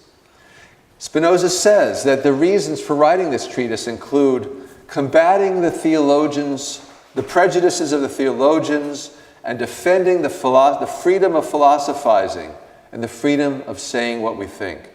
Since, he says, preachers suppress it as much as they can with their excessive authority and aggressiveness.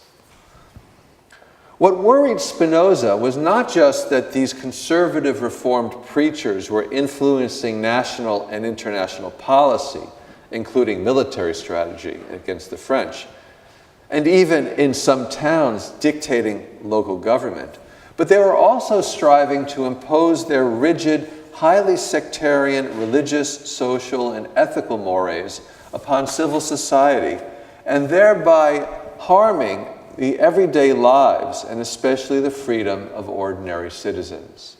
In other words, it was becoming a theocentric society, and this is what worried Spinoza.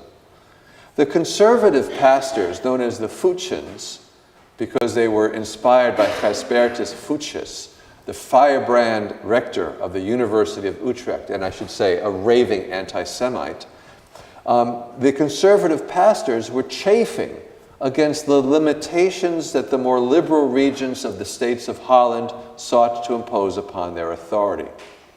The Orthodox ecclesiastics decried the lack of godliness and the moral fiber in everyday lifestyles, as well as the lax observance of the Sabbath. The Lord's Day, these conservative Reformed preachers argued, was for rest and prayer, not ice skating. The urging for the reinstatement of a Stadtholder from the House of Orange was strong within this conservative segment of the church, which expected such a leader to be sympathetic to its socio-religious aims and willing to work with them against the liberal policies of the states of Holland and the over-tolerant and therefore theologically suspect regions who controlled it. Spinoza's Theological-Political treatise, then, with its extended argument for the separation of philosophy and religion, of reason and faith, of politics and piety, which he argues is essential for the well-being of the state, Spinoza's treatise is directed at this usurpation of political, social, and moral authority by the clergy. In Spinoza's view, the solution to the theological-political problem is to undercut the influence of the ecclesiastics over the mechanisms of the state, and especially over people's minds.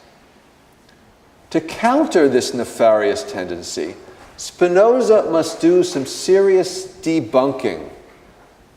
Is that a familiar phrase? To debunk is to undermine or to refute. Serious refutations of dogmatic pillars of the religious establishment. If the preacher's power over politics and persons derives its sustenance from the superstitious beliefs that they find and encourage in people, then Spinoza's most effective strategy to counter that power is to cut it off at its source by undermining those superstitious beliefs themselves. Spinoza needs to refute, or at least illuminate the true meaning of just those fundamental notions that are manipulated by ecclesiastics to gain influence over public and private lives. Thus, in the treatise, in the Theological-Political treatise, we have the deflation of prophecy to the product of vivid imaginations, the denial of the possibility of miracles, and especially the desacralization of the Bible, the book that is wielded by preachers to reinforce their prerogatives, and reducing the Bible to a mutilated work of human literature.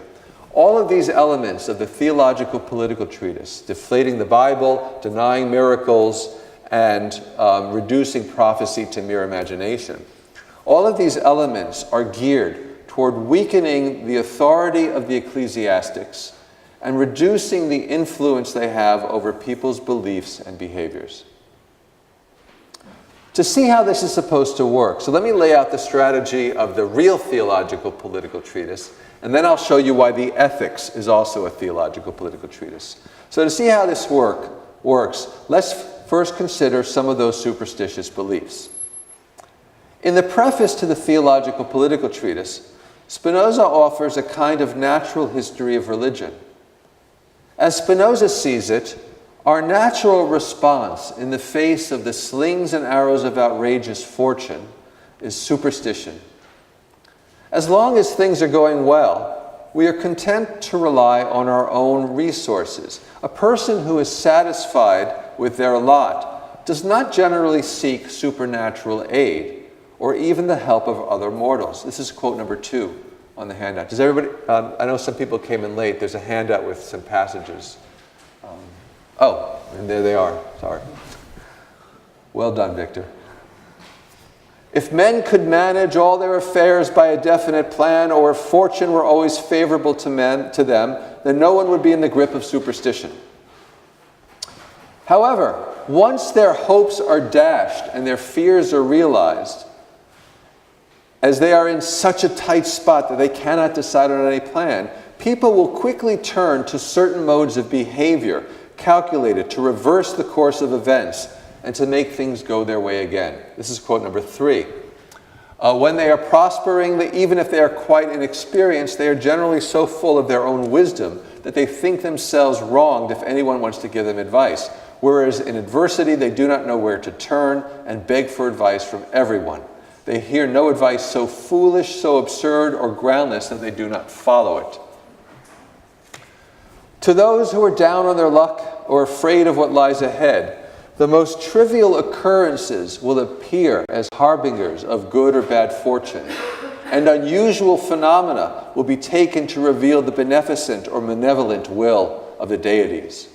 Quote number 4. They invent countless things and interpret nature in amazing ways, as if the whole of nature were as crazy as they are. The course of events, as directed by hidden powers, appears to such individuals as something that they can, with a little effort, manipulate, and they will even regard it as pious to do so. And so they offer sacrifices to avert impending disaster, and they make vows that they hope will bring back whatever goods they have lost.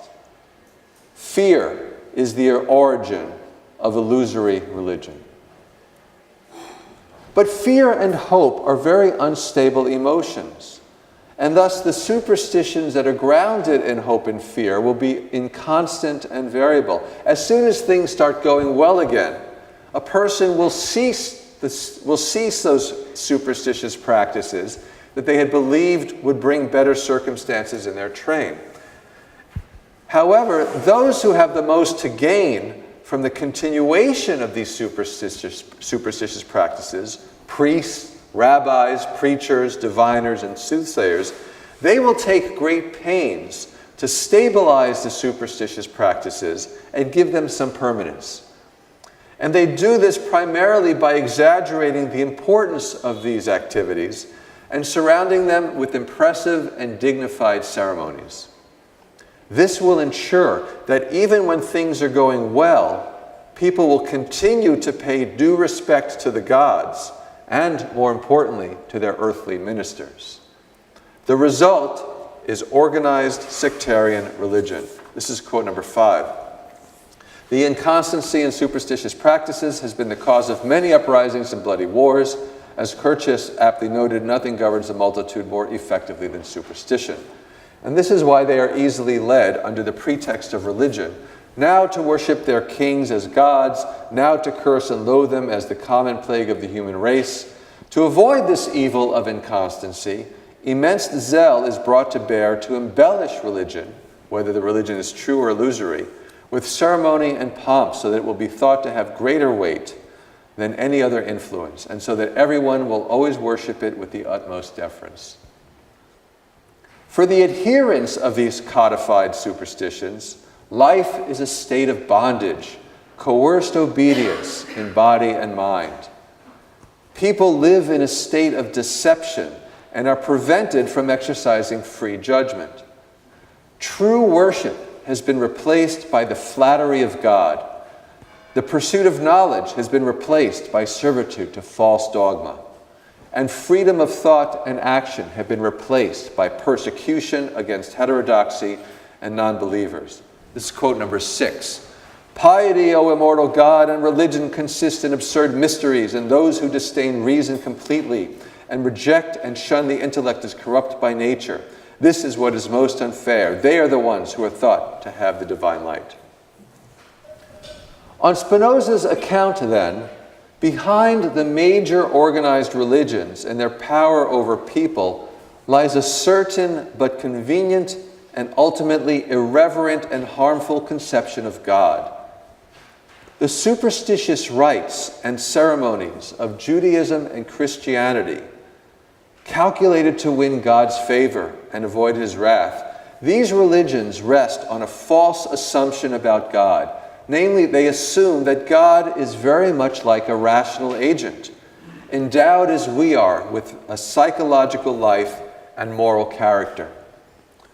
God is, in other words, for these religions, supposed to be a kind of person, possessed of intelligence, will, desire, and even emotion.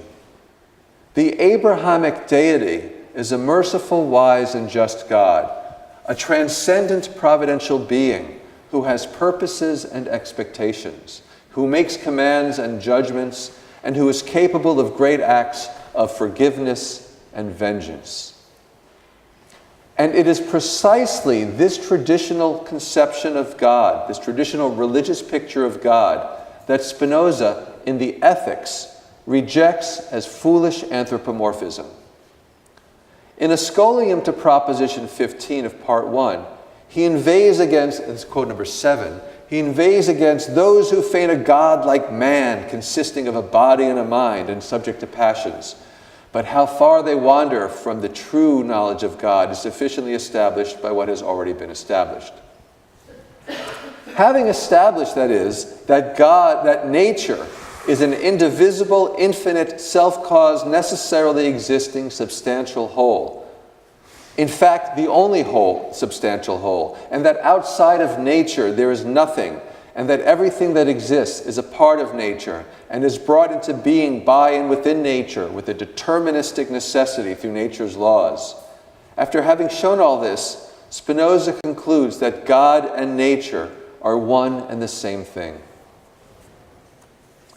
When Spinoza draws out the religious implications of this metaphysical theology in the subsequent propositions of the Ethics, it becomes clear that his Deus sive natura, his God or nature, is totally unsuitable for the role that the Abrahamic deity is ordinarily called upon to play.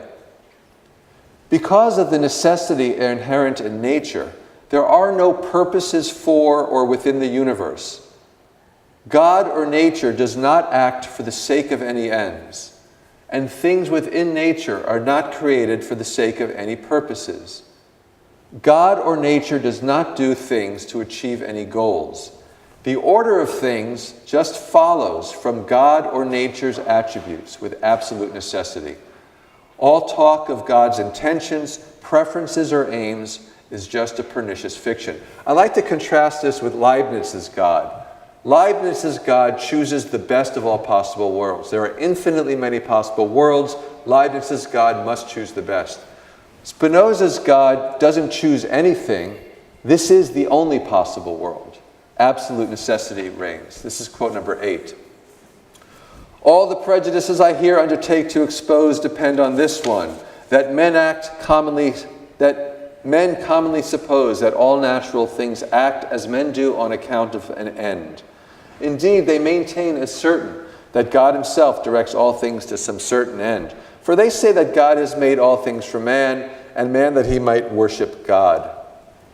Spinoza's God is not some goal-oriented planner who then judges things by how well they conform to its purposes. Things happen only because of nature and its laws.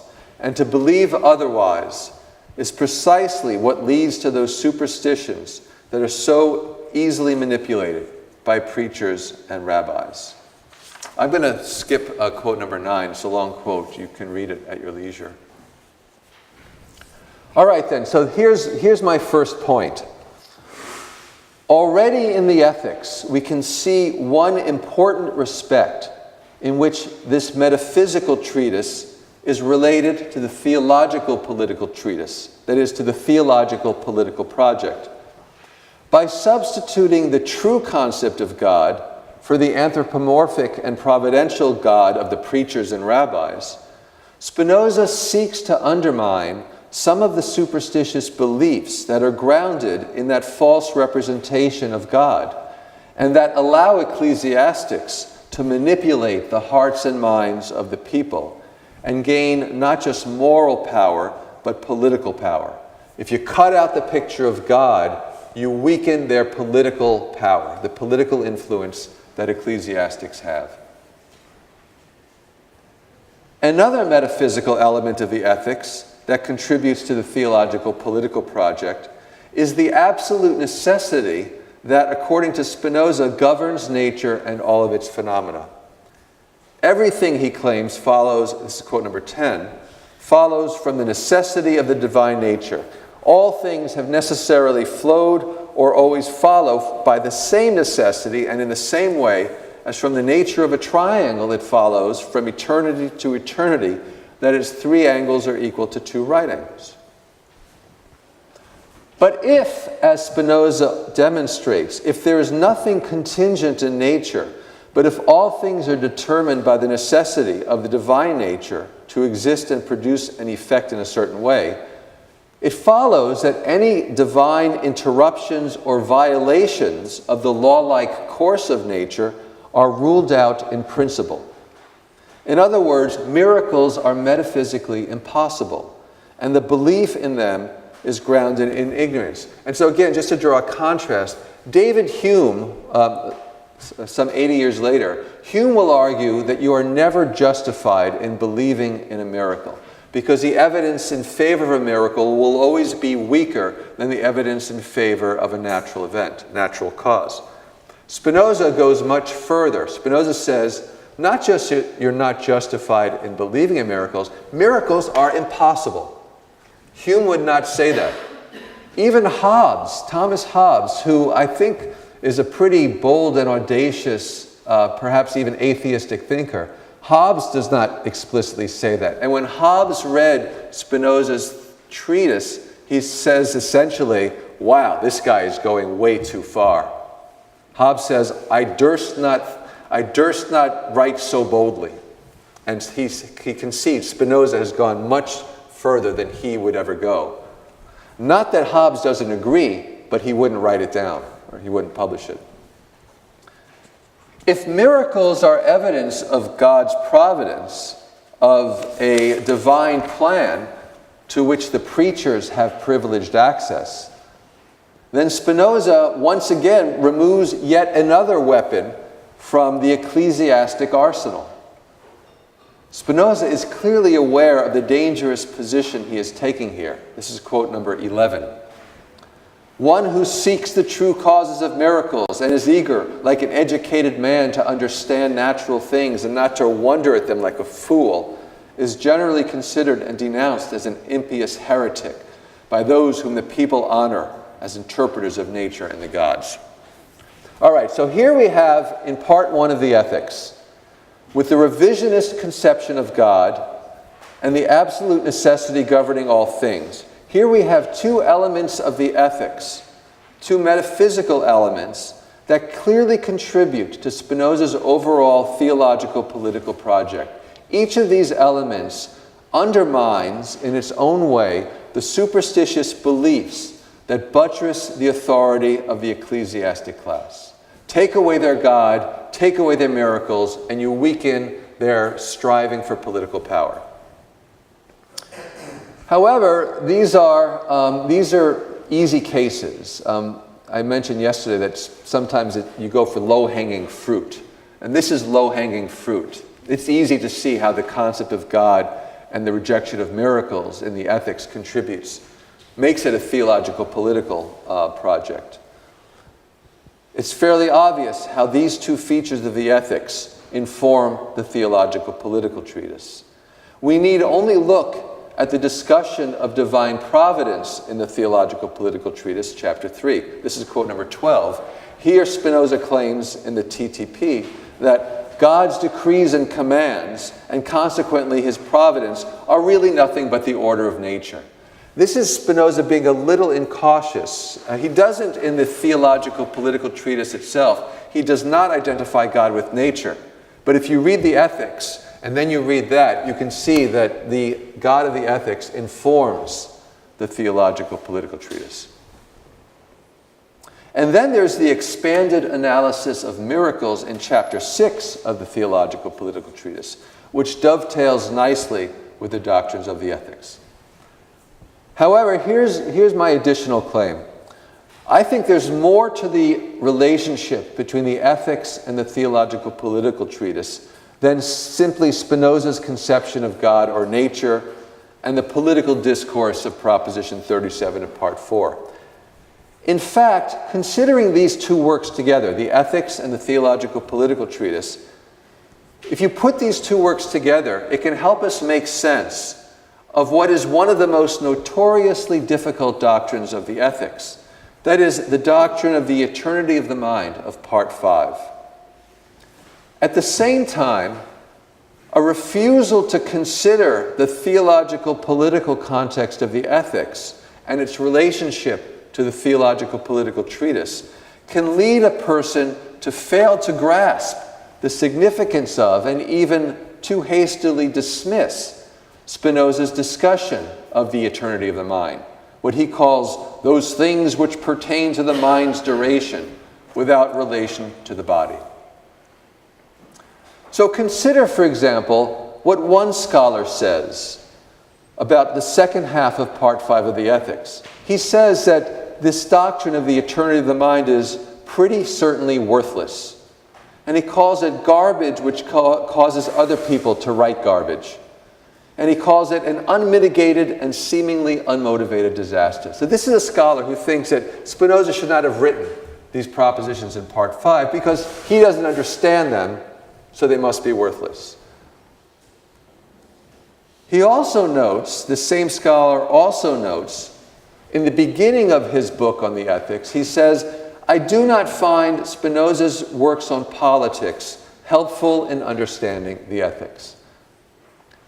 I think these two sets of remarks are related because his refusal, the scholar's refusal to put the ethics in relationship to the Theological-Political treatise is why he thinks those later doctrines are garbage, why he can't understand them.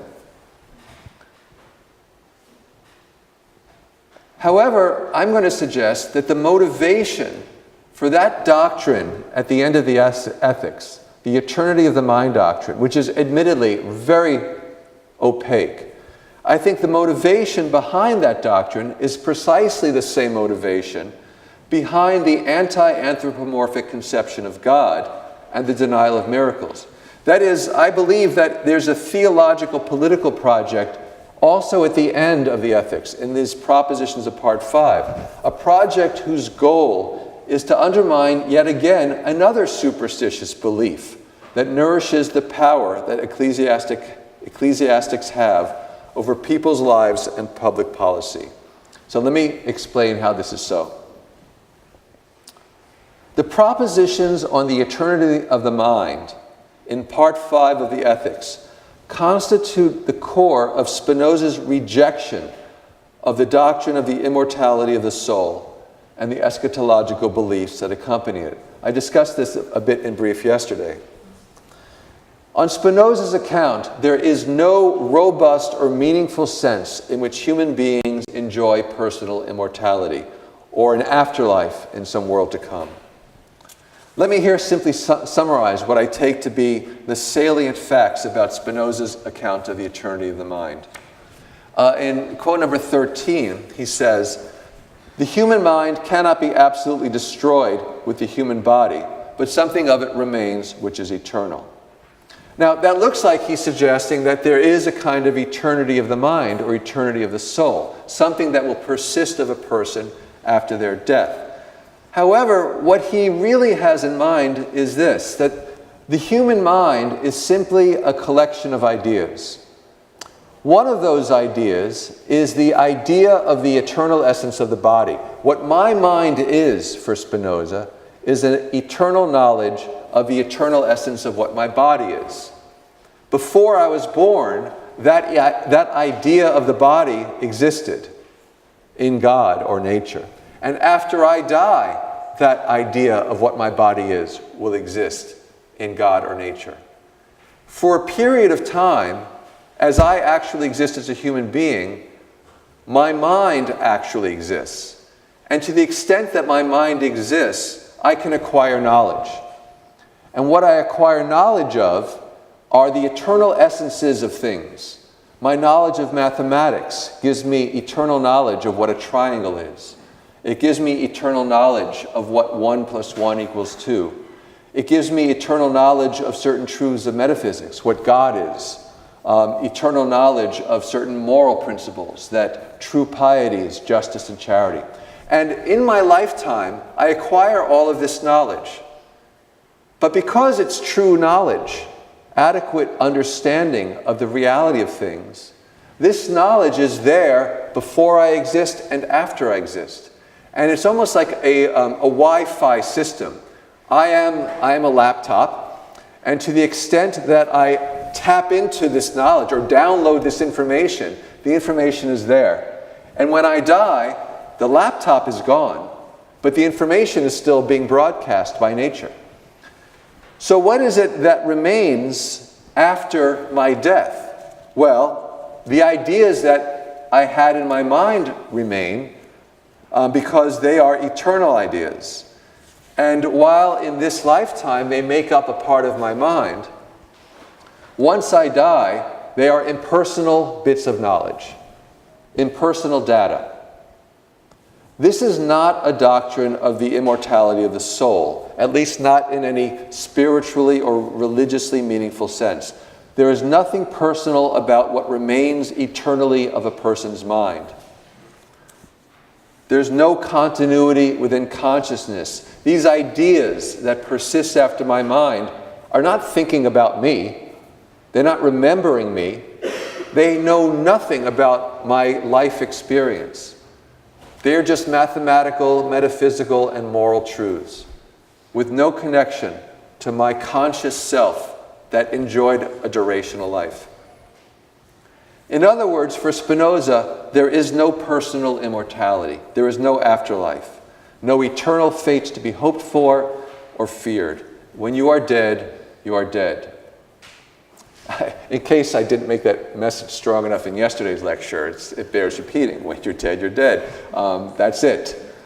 What confuses many scholars is that they believe that Spinoza is in fact, in these final propositions of the ethics, they believe he is in fact trying to defend a doctrine of personal immortality, and they just can't see how he's doing it or why he would do it. And so the scholar I was referring to before says that by the time Spinoza reached the end of the ethics, he must have become terrified of extinction. So all of a sudden, Spinoza is afraid of death. But here's my response to that.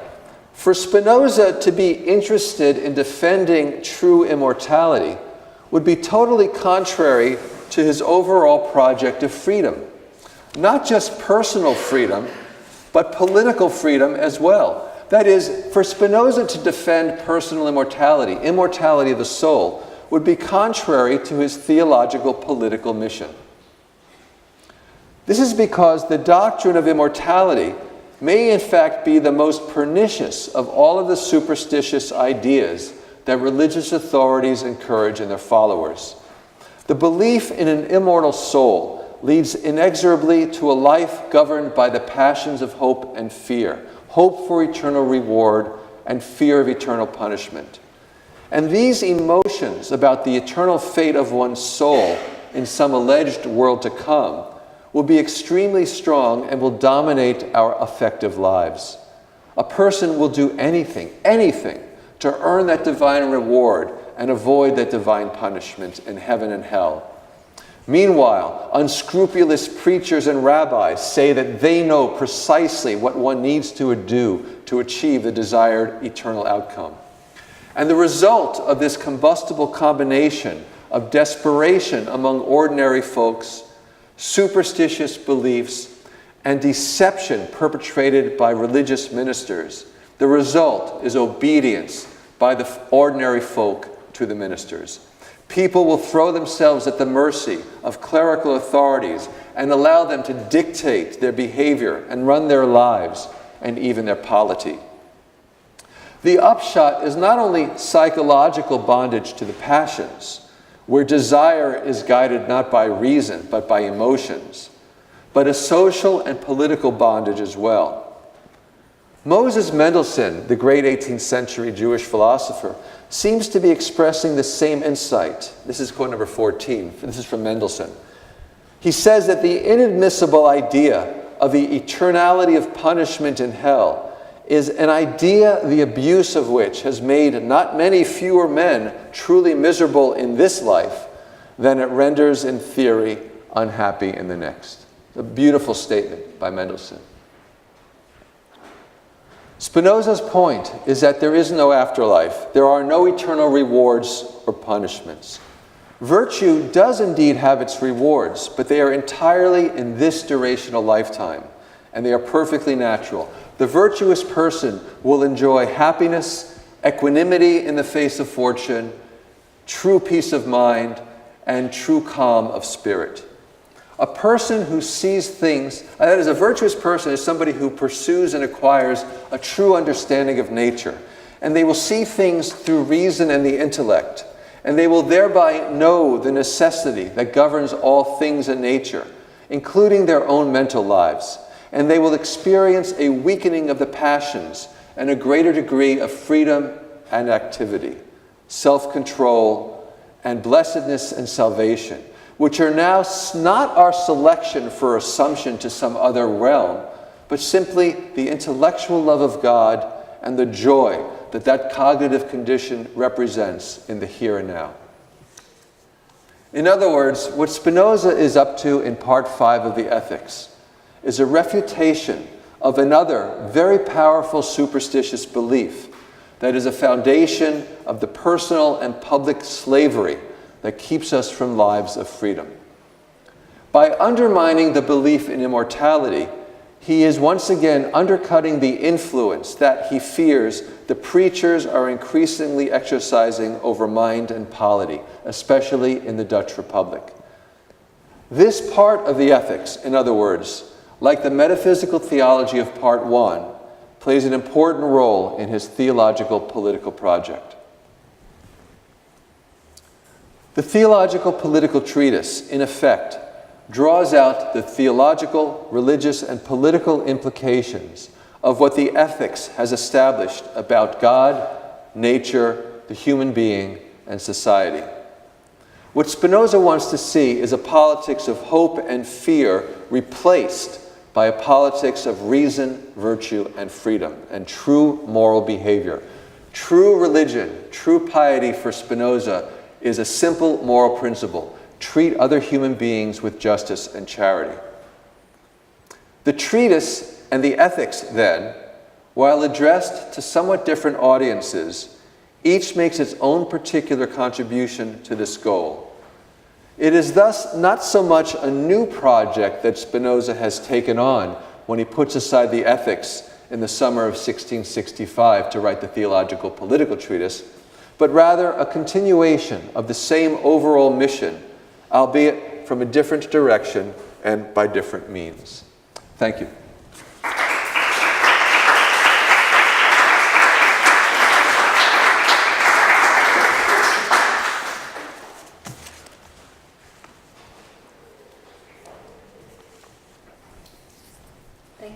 Thank you so much, Steve. Thank you very much for this extremely clear and very engaging lecture.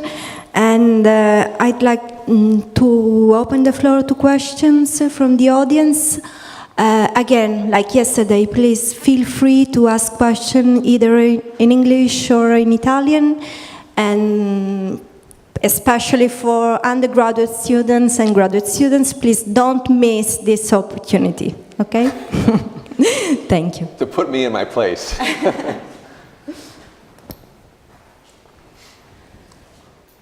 We are in Sala degli Stemmi, but in a very informal mind, okay? Thank you. Thank you for your very clear and clarifying exposition. I have a question about what do you think about the Spinoza project how to say, democratic or elitarian aim. That is, in the Tractatus Theologico-Political, we can find what we call the credo minimum. That is the idea that there are some few truths of religion that we can use to teach people that cannot grasp the philosophical truth. Right. Most people. Most, yes. And at the same time, the last proposition of the ethics proposes this image of the free man as someone that is very hard to arrive to.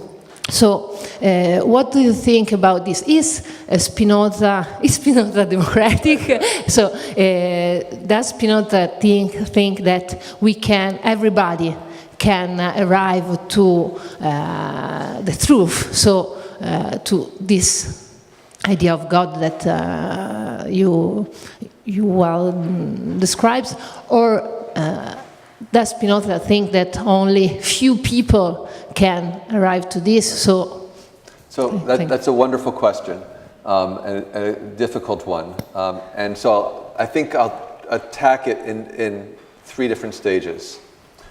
In principle, every human being has the basic natural capacity to perfect their intellect as far as humanly possible and become a free person. There's a great deal of debate about whether the free person is merely an asymptote, an impossible ideal, or is it simply the person who lives according to reason in a consistent way? I think the free person for Spinoza is simply a person who, having acquired sufficient knowledge and sufficiently strong intellectual ideas, can live a life of reason. So in principle, it's possible for everybody. On the other hand, Spinoza has seen what the mob can do. He was there in The Hague when the De Witt brothers were torn apart. And he recognizes that most people are governed by passions. Philosophers will become religious, that is, moral, through reason. And they will see, through the intellect, that they should treat other human beings with justice and charity, because they will recognize that it's in their own best interest to do so. That's philosophers, or people who are philosophically gifted. Most people, as you point out, will have to be inspired to justice and charity, not by reason, but by the imagination. And so you have the 7 tenets of the universal faith. And these, Spinoza says, are necessary and sufficient to motivate people to obey God, that is, to act justly and charitably. And so the Bible, while simply a work of human literature, is really effective at moving people to be moral, because the authors were moral. Now, your question is Spinoza truly a Democrat, or is he a kind of, there are passages where it looks like he's looks more towards an aristocratic republic. And my guess is that in the best of all possible worlds, to use an unspinozistic phrase, democracy would be the rule. And to the extent that in Spinoza's ideal state, all the people choose the representatives, in that sense he is a Democrat, a sincere Democrat. I don't think he would be in favor of direct democracy, where every single decision of the state is opened to a public plebiscite. He would opt for a representational democracy, with ideally the people elected being, if not philosophers, at least better than the ordinary run-of-the-mill.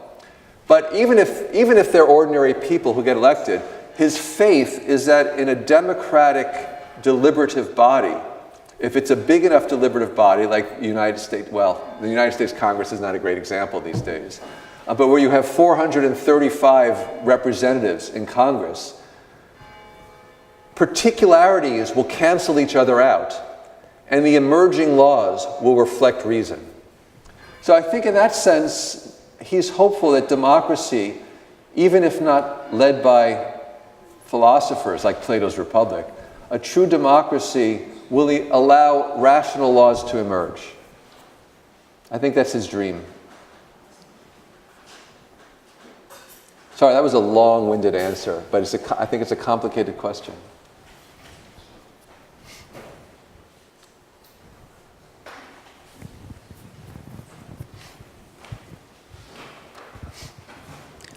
Thanks for your lecture, Professor. My question goes in continuity with the last question. We see that there is a positive role of religion in the face of those who cannot obey to law without a sort of superstitious concept of God. They're still valid. But my question goes, if there is another positive role of religion beyond this, because there is a passage of the Ethics that has always puzzled me, and that goes in continuity, I think, with chapter 4 of the Theological-Political Treatise, where Spinoza, in a reference to Proverbs, to Solomon, and to Paul, exemplifies them as a true form of religion, as opposed to a superstitious form of religion, in the sense that the search of beatitude and true happiness through the adequate knowledge of God, and they imply following divine law through an internal conviction found solely on reason. No? That is not externally through passions or through, be it fear or devotion. And to arrive then to the scholium, the passage that I was referring to of the Ethics is the scholium of Proposition 68 of Part 4, where Spinoza finishes citing Christ. Can you speak a little more slowly? Yeah, okay. He cites Christ and says, that is the idea of God, whereon alone it depends that man may be free and desire for others the good which he desires for himself. So my question is, why keep this reference to Christ in this point that is absolutely fundamental for the argument of the Ethics?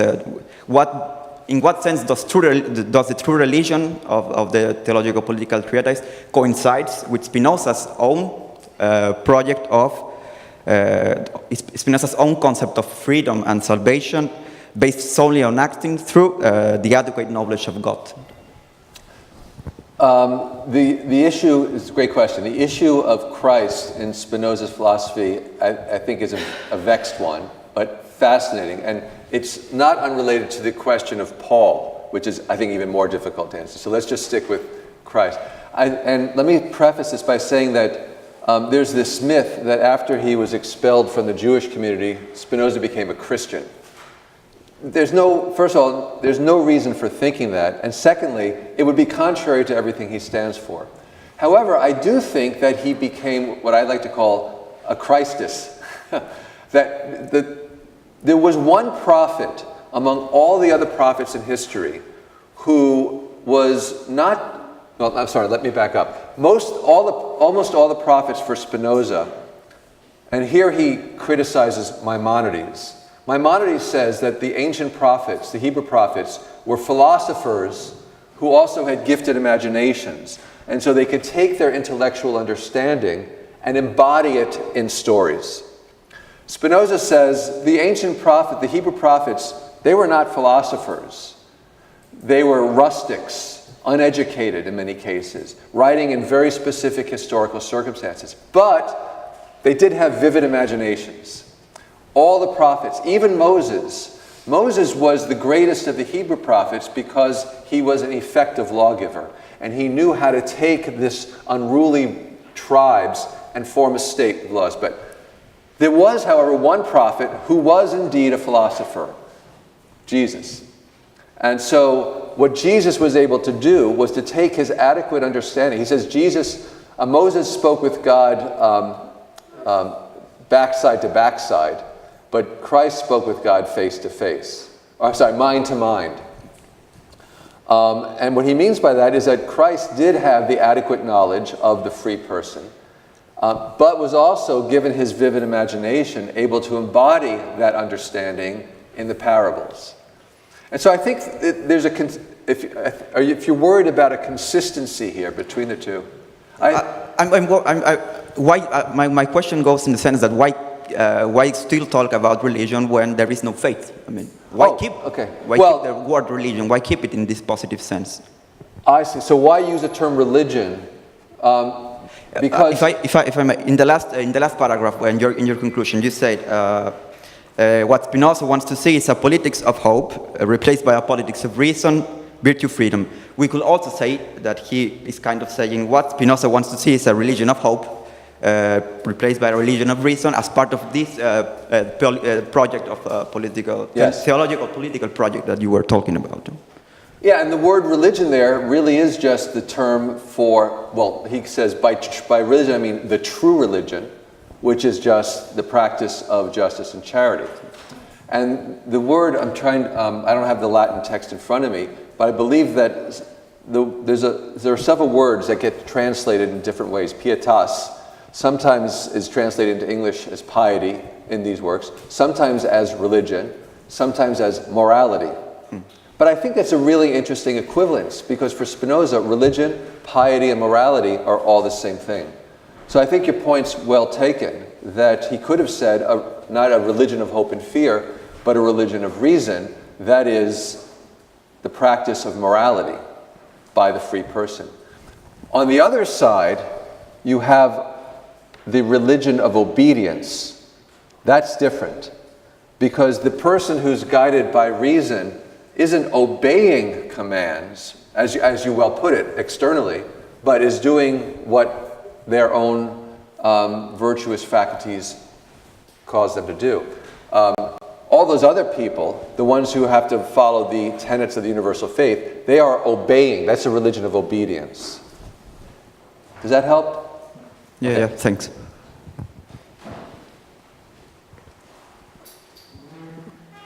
So just to make sure I understood you, you wanted to know why wasn't I speaking of a religion? No, I mean, at one point you also said that Spinoza wanted to do with religion. Okay, yeah. And no, if I said that, I don't know if you said it like that. Okay.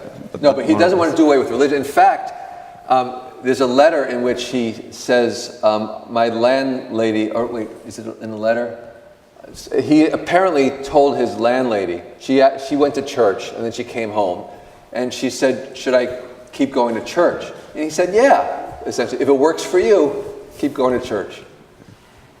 Because it's, religion, even the religion of obedience, is useful in this state. It keeps all those people who can't be philosophers, it keeps them acting morally, if it's the right religion.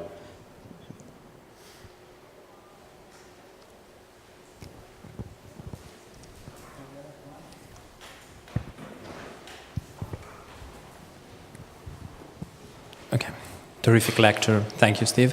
In the very end of your lecture, you said that the ethics and the theological-political treatise were meant for different audiences. I was wondering whether, is this choice explicit in Spinoza's words, and if so, how does it affect the structure, the contents, and the aims, and the coherence of this theological-political plot in his thought? Thank you. It's not so much stated explicitly by Spinoza that I have written this for this audience and this for that. It's more a matter of extrapolating from the texts themselves and from the correspondence. He tells us why he wrote the Theological-Political treatise as a response to a very concrete historical political situation in the Netherlands at the time. And the audience for the Theological-Political treatise, I see it as much broader than the audience for the ethics. He's written the TTP for not just his circle of philosophical friends, but for academics, more liberal-minded academics in the university faculties who might be open to the kind of theological-political points he's expressing there. The Theological-Political treatise is an angry work because his friend was just thrown in prison and died there, Korbach, who, as you know. And so he's very angry about the political situation. And it's also written in a style very different from the style of the ethics. So that's for a broader audience, but remember it's also written in Latin, so it's not for a vernacular audience. And in fact, at one point there was a Dutch translation in process by his friends, and he said, stop, don't publish. And Korbach's problem was that he wrote a very Spinozistic treatise, but he made two mistakes. He wrote it in Dutch, so it was available to a very broad audience, and he put his name on the cover. The Theological-Political treatise was written in Latin, no name on the cover, false publisher, false city. The ethics, I think, so here's the hypothesis. The ethics is for philosophers. And I think it might even be possible to argue that the ethics was written for a very specific circle of philosophers, namely his friends in Amsterdam, who struggled to read his earlier treatises. And so he decided he was going to give them philosophical lessons in the geometrical format. But again, written in Latin, much more difficult, much more opaque. And if it's to be accessible to a broader audience, it would be a very circumscribed audience. But you know, there's a lot of speculation, a lot of disagreement about who is the audience for this work.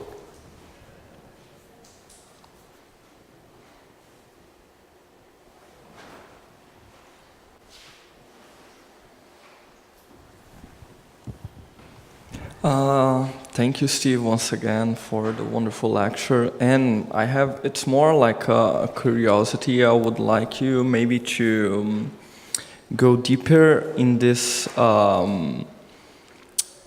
comparison that Spinoza does between Christ and Moses, because it's really interesting when he says like Jesus was had like a link between he was connected through mind. He was not like hearing. And this, like, it's one of the main, principles of the Judaism. No, hear, Shema. So I was wondering if Spinoza saw like some sort of problem in the passage of hearing God, then writing, then giving a text to people to read. And so if this was the problem, like with Moses, so hearing God, writing the tables, and then giving people to read, why would he propose a text like Spinoza would write an ethics? So yeah, so it's because it could add more confusion. It's not so much the writing per se. So Moses, and this is in the chapter on prophecy, Moses apprehended God through the imagination, through visions, and all the prophets did. And then, so one difference is that Christ did not. Christ grasped God through the intellect. Yeah. Then Moses and Christ both communicated their insights to the imagination. Except Moses puts it in the form of commandments, a much more anthropomorphic God. Christ puts it in the form of parables. So parables are as much directed at the imagination because it's imagery as Moses' commandments. But Christ, as Spinoza reads him, the emphasis is not on God as a lawgiver issuing commands, but on the moral content of God, of these insights. Moreover, you could say that what Christ perceived and that Moses did not perceive are just those demonstrated truths in the ethics, which justify. So let me back up. Spinoza's moral philosophy is thoroughly egoistic. Everything that every individual does is motivated by self-interest. Because every individual human being is a striving to preserve themselves and a striving to increase their power. Everything you do is motivated by that at the most fundamental level. So what follows from that with regard to how you're supposed to treat other human beings? Does that mean it's okay to just treat other human beings in the nastiest ways you can if it's in your best interest? And so Spinoza in part 4 demonstrates that someone with the right intellectual insight will perceive that it's in my own best interest to improve the lives of others. It's kind of like what Socrates says in the Apology. Remember, Socrates is accused of corrupting his fellow citizens. And Socrates says, that's stupid. Why would I corrupt my fellow citizens? I would have to live with these people. And if they're corrupted, they will harm me. No, I'm here to improve the citizens of Athens. And that's what Spinoza's intellectually gifted person sees. And I think that's what Christ sees, the truth embodied in those propositions of the ethics. Whereas Moses perceived God as a commanding lawgiver.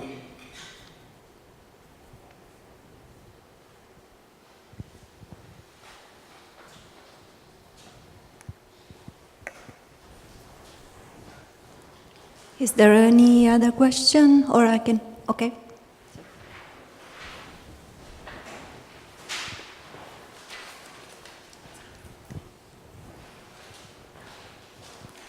Well, first of all, thank you for the lesson. Returning one moment to Adrian Kurbag and the other members of the Circle of Leiden Regensburg, it's possible to say that this mission of this theological political mission of Spinoza was a mission of the whole circle, or only a mission? I'm sorry, a mission of the... this theological political mission, how you called it, to destroy the power of the religious power, was if it was a mission of the whole circle, or only of Spinoza. Okay. Oh, sorry, was that a question? Okay. So I wouldn't use the word destroy the ecclesiastic class, but limit them. Here's another myth about Spinoza, that Spinoza was in favor of the separation of church and state. He is in favor of the separation of philosophy and religion, or reason and faith. But he does believe that in the ideal state, the civil authority controls the public practice of the public exercise of religion. I think this is really important, especially because in the United States, we have our First Amendment, separation of church and state. The government may not prevent any religious establishment, but neither may it establish any religion. Spinoza would disagree with that. He would say that the state has the right, but because the state is in charge of public safety, security, and stability, and because religious practices are a matter of public activity, that falls within the bailiwick of the state. What is the state has no right or power to control, however, are people's religious beliefs. So I don't think he's seeking to destroy the ecclesiastic class. He wants to control them and circumscribe their authority. And I do think that this was a goal of his intellectual circle in Amsterdam, because the people who populated this circle were dissenters. They were either total free thinkers, like Lodewijk Meyer, I think, had no room for religion in his life. But some of them were rather pious, religiously pious individuals, like Peter Balling or Simon de Vries. They were members, either members of the collegiant sect, so a dissident sect in the Reformed Church, or not within. They were, or counter-remonstrants, or Mennonites, or Quakers. Very pious, religiously motivated individuals, but of a very unorthodox, even dissident way. So I think they would agree with much of what Spinoza has to say about superstition and about the usurpation of political power by the Orthodox Dutch Reformed Church, because they're the ones who suffered. The remonstrant controversy continued to haunt Dutch political and religious life throughout the century. But I think going back to the point you made before, Spinoza was not anti-religious. He was anti-superstitious religion and anti-religious folks who want to be controlling the state according to the principles of their religion.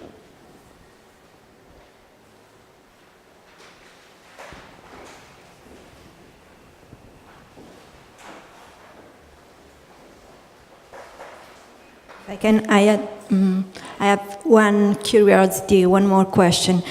I was wondering if ethnography or ethnographical comparison enter at some point in Spinoza's reflection about politics and religion, obedience and superstition.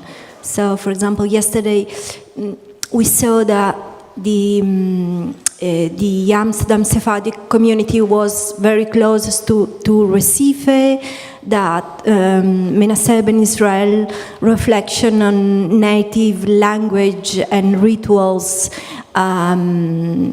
made him thinking about enlarge his messianism, about the future, the new coming of the Messiah. And so I was wondering if Spinoza at some point enlarged this his dialogue between Judaism and Christianism to other religions. Well, that's a really interesting question in two ways. I do think that the Amsterdam Sephardic community, what you find there is a very odd Judaism informed by generations of Catholic practice, because a lot of these people were conversos or former conversos. And so, for example, in Amsterdam, in the Amsterdam Portuguese community, Purim was called the Feast of Saint Esther. There are no saints in Judaism. And so it may be that in what Spinoza saw, and I think what Oriol da Costa may have seen as well, in Amsterdam was a fairly superstitious kind of Judaism, as opposed to, say, the Ashkenazic Jews, a much more halakhically grounded Judaism, where the emphasis is on the law, the mitzvot, as opposed to speculations about the eternity of the soul. We find in the Sephardic community a very vigorous debate in the 1620s about the eternality of punishment. I don't imagine you would have found that kind of debate in the Ashkenazic community in Amsterdam at the time. So I think there's that difference, and that was the community Spinoza was raised in. The only mention of Islam that I find, I can remember in Spinoza, and this is a great moment because one of his correspondents in a letter says, according to you, the Bible is divine because it encourages people to be moral. That's the only sense in which the Bible is divine. It's not literally by God. It's a work of human literature, like Shakespeare or Dickens.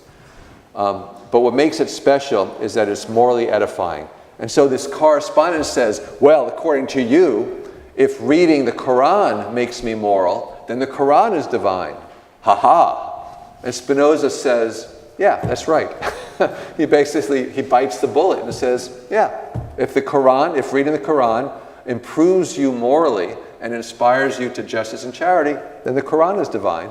And moreover, if reading the Hebrew Bible or the Christian Gospels does not make you moral, then it's not divine for you. It's all relative.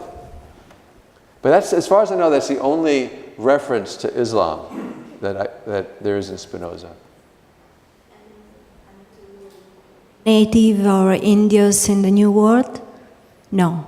No. And so I would love to know what Spinoza thought about these reports of having discovered one of the lost tribes of Israel in South America, the tribe of Reuben, I think it is, during Montezino's report. But unfortunately, we have nothing he says about it. I'd also love to know what he thought about the Shabbatai Tzvi madness in the 1660s. And Oldenburg, his correspondent in England, Henrik Oldenburg, writes to him saying, well, I hear things are going crazy in Amsterdam because the Messiah has come.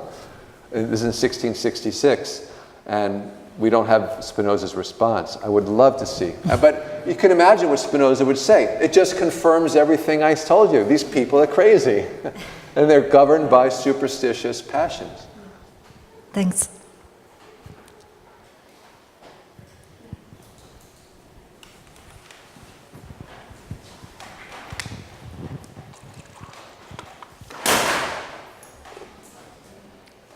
Ouch.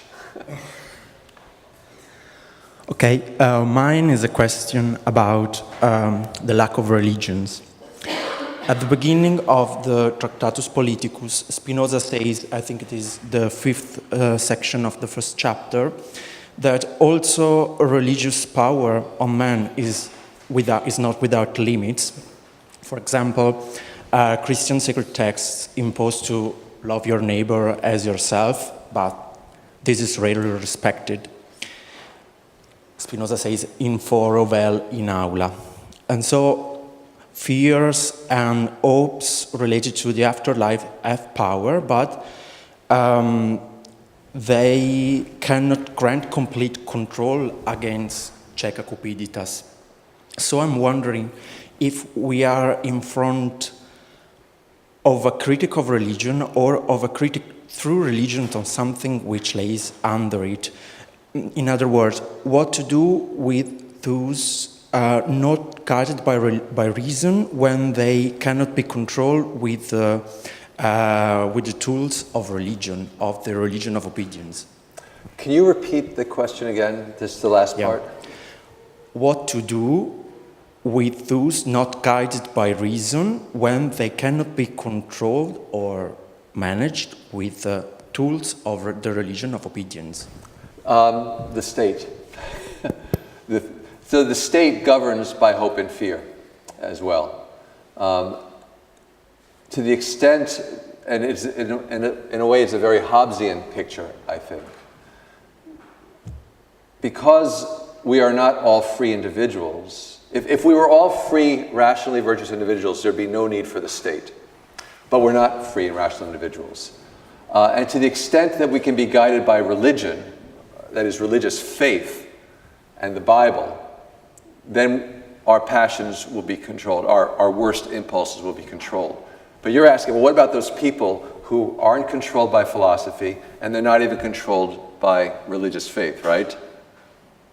Well, how do we control them? The state controls them through threats of punishment and rewards for good behavior. The threats of punishment are obvious. You break our laws, you'll be punished. But a politics of hope, and I think this is also something Spinoza envisions. Am I speaking too fast? Okay. Spinoza envisions also a politics of hope. And again, maybe more than Hobbes. I think for Hobbes, obedience to the state really is grounded in fear. That is, fear of having to return to a state of nature. In Spinoza, there's fear that if you break the law, you'll be punished, or if the state dissolves, we'll be back in a state of nature. But Spinoza's state, and this is something I'd like to investigate more, I think Spinoza's state caters more in a positive way to creating the conditions for leading lives of reason and peace and stability and culture. And so, for those who aren't philosophers and aren't governed by reason, and those who don't read the Bible and are not governed by religious faith, there's still both fear of the state's power to punish you, but also hope in the conveniences of life and the benefits of life that the state can give you. Does that answer your question? If I understood it properly. Did I understand your question properly? Yeah. But my question was more when fear does not work. Oh, when fear works. Okay. Fear will work. That's the last resort. If fear doesn't work, then these people they're not human. But that seems right, doesn't it? First you try reason, then you try hope, then you use fear. If fear doesn't work, you tie them up and you throw them into the ocean. I mean, then... Or you exile them, you kick them out of the state.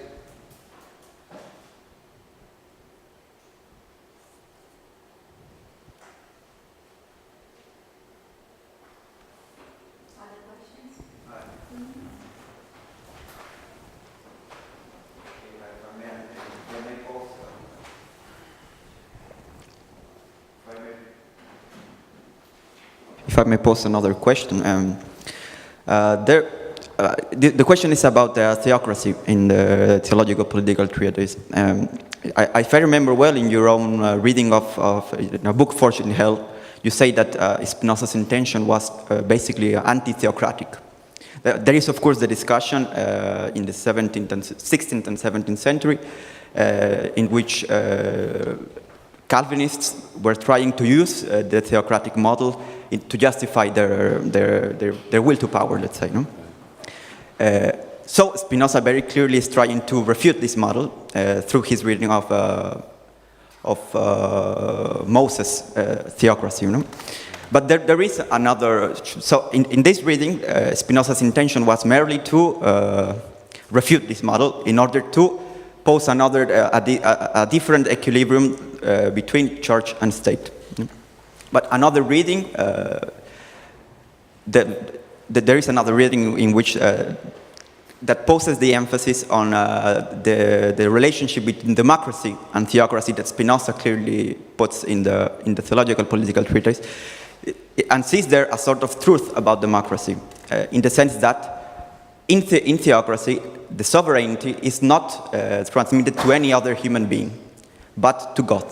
So, in a sense, it will be as if Spinoza were saying that democracy, true democracy, is only possible when sovereignty is not possessed by any other human being, but only exercised either by God or by everyone, in a sense. So the question is very briefly: do you see any positive sense in Spinoza's reading of theocracy, or is it only a refutation of a model that was used in that century for power? So that's a difficult question. Although one thing you say, if it were a theocracy, it can't possibly be a democracy. No, I agree, but there is a point in the Theological-Political treatise in which he establishes this. I don't remember. It's the 17th or 18th chapter. I don't remember, but he says that it works like a democracy. He says. Oh, okay. I see. It works like. But there are. So, I mean, I think this is an interesting point, because the ancient Israelite polity, before the establishment of kingships and before this division of power between the kings and the priestly caste, that was the beginning of the end. That was a real problem. So Moses was very wise. Their theocracy worked in those historical circumstances. You had one sovereign, all-powerful, no second source of authority.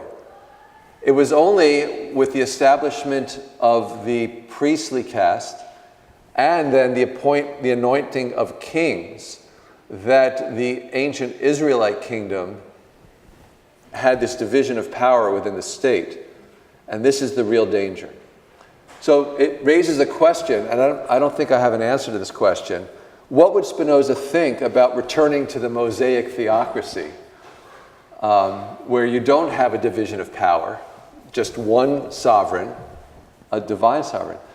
Now, the problem is that kind of theocracy would rest on the most superstitious of all beliefs, an anthropomorphic God. I think he would rather see not a theocracy, maybe not mass participatory democracy, but a representational democracy where you have one sovereign, but it's a deliberative body, issuing divine laws, but divine with a small d, that is, laws that reflect true piety. But I'm answering off the top of my head. I think his attitude towards the ancient Israelite kingdom has that ambiguity. It worked. But it worked only because Moses faced a very specific challenge of taking these tribes who have been wandering in the desert for 40 years. What are you going to do with these people? Well, let's tell them that there's a God and that God has issued these laws. Yeah, thanks. If I remember well, Spinoza says that theocracy will not work anymore because the election of the Jews depended on divine law being given only to them, whereas after the revelation of Christ, divine law is given to everyone universally. So there cannot be a direct sovereignty exercised by God, because sovereignty depends on singularity on the singularity of law for a nation. Right. So divine law is... But couldn't you, let's say I wanted to establish a theocracy. I recognize that I'm a Spinozist, so I recognize that the Jews aren't metaphysically special, they're not morally special. They had a political specialness way back when, but now everybody's the same. But what if I could convince everybody that there's a divine lawgiver who has issued these commandments, and look, they're very good commandments, they will establish a stable, secure polity, commonwealth. I still think Spinoza would not be in favor of that. Not because it relies on the singularity of this group over the next, but because it would be appealing to people's basest passions, their most superstitious beliefs. He isn't, going back to your earlier point, he is in favor of using religion to inspire people to act morally, but I don't think he would like to see the state rest on such a superstitious foundation. Yeah, thanks. Yeah.